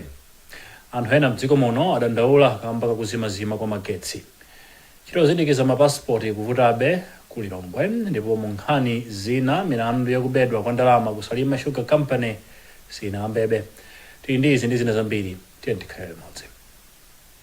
Ena mdziko muno adandaula kamba kakuzimazima kwa magetsi, kuti timve zambiri nayo Isaac Salima. Anthu ena amene amagwiritsa ntchito magesi mdziko muno adandaula kuti pakati pa magesi akhala kuzimazima zimene akuti zawakhuza kwambiri. Tidayendera madera ena mmuzinda wa Blantyre kumene anthu adasimikiza za vutoli ponena kuti nsabatayi zinthu zafika povuta. Mudera landilande malinga ndi anthu ena ochita bizinesi zimene zimadalira magesiwa, msabatayi magesi avuta kwambiri zimene zachititsa kuti avutike pochita bizinesi zawo.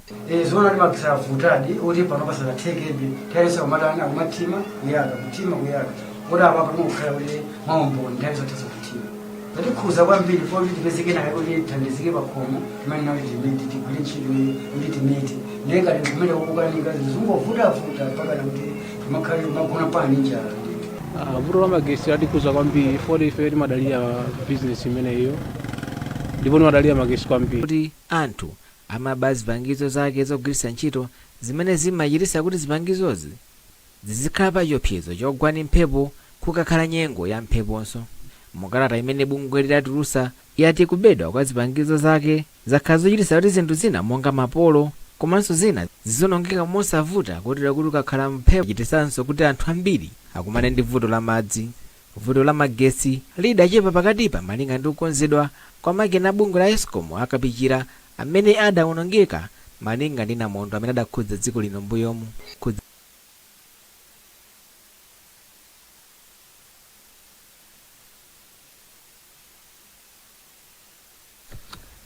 Ena omwe akufuna kupangitsa mapassport akupitirira kukumana ndi mavuto mu mzinda wa Lilongwe. Mwezi wa February chaka chino nthambi idayimitsa kaye ntchito ikamba ka mavuto omwe imakumana nawo isanayambirenso. Pemphero Malimba olemba ripoti ili.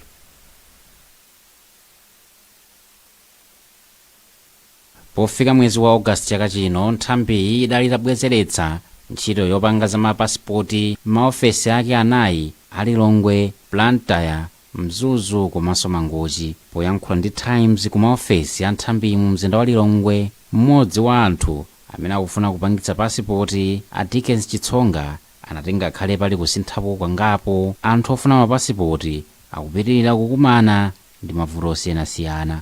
Achitsonga anaperekerapo chitsanzo kuti iwo akhala masiku angapo kuti akwaniritse ndondomeko yopereka fomu komanso kujambulitsa chithunzi choyika pa pasipoti. Katenga fomu kenako nakajambulitsa ma passport photos. Ndakatenga ma passport photos then ndatsala ndi program yoti ndikali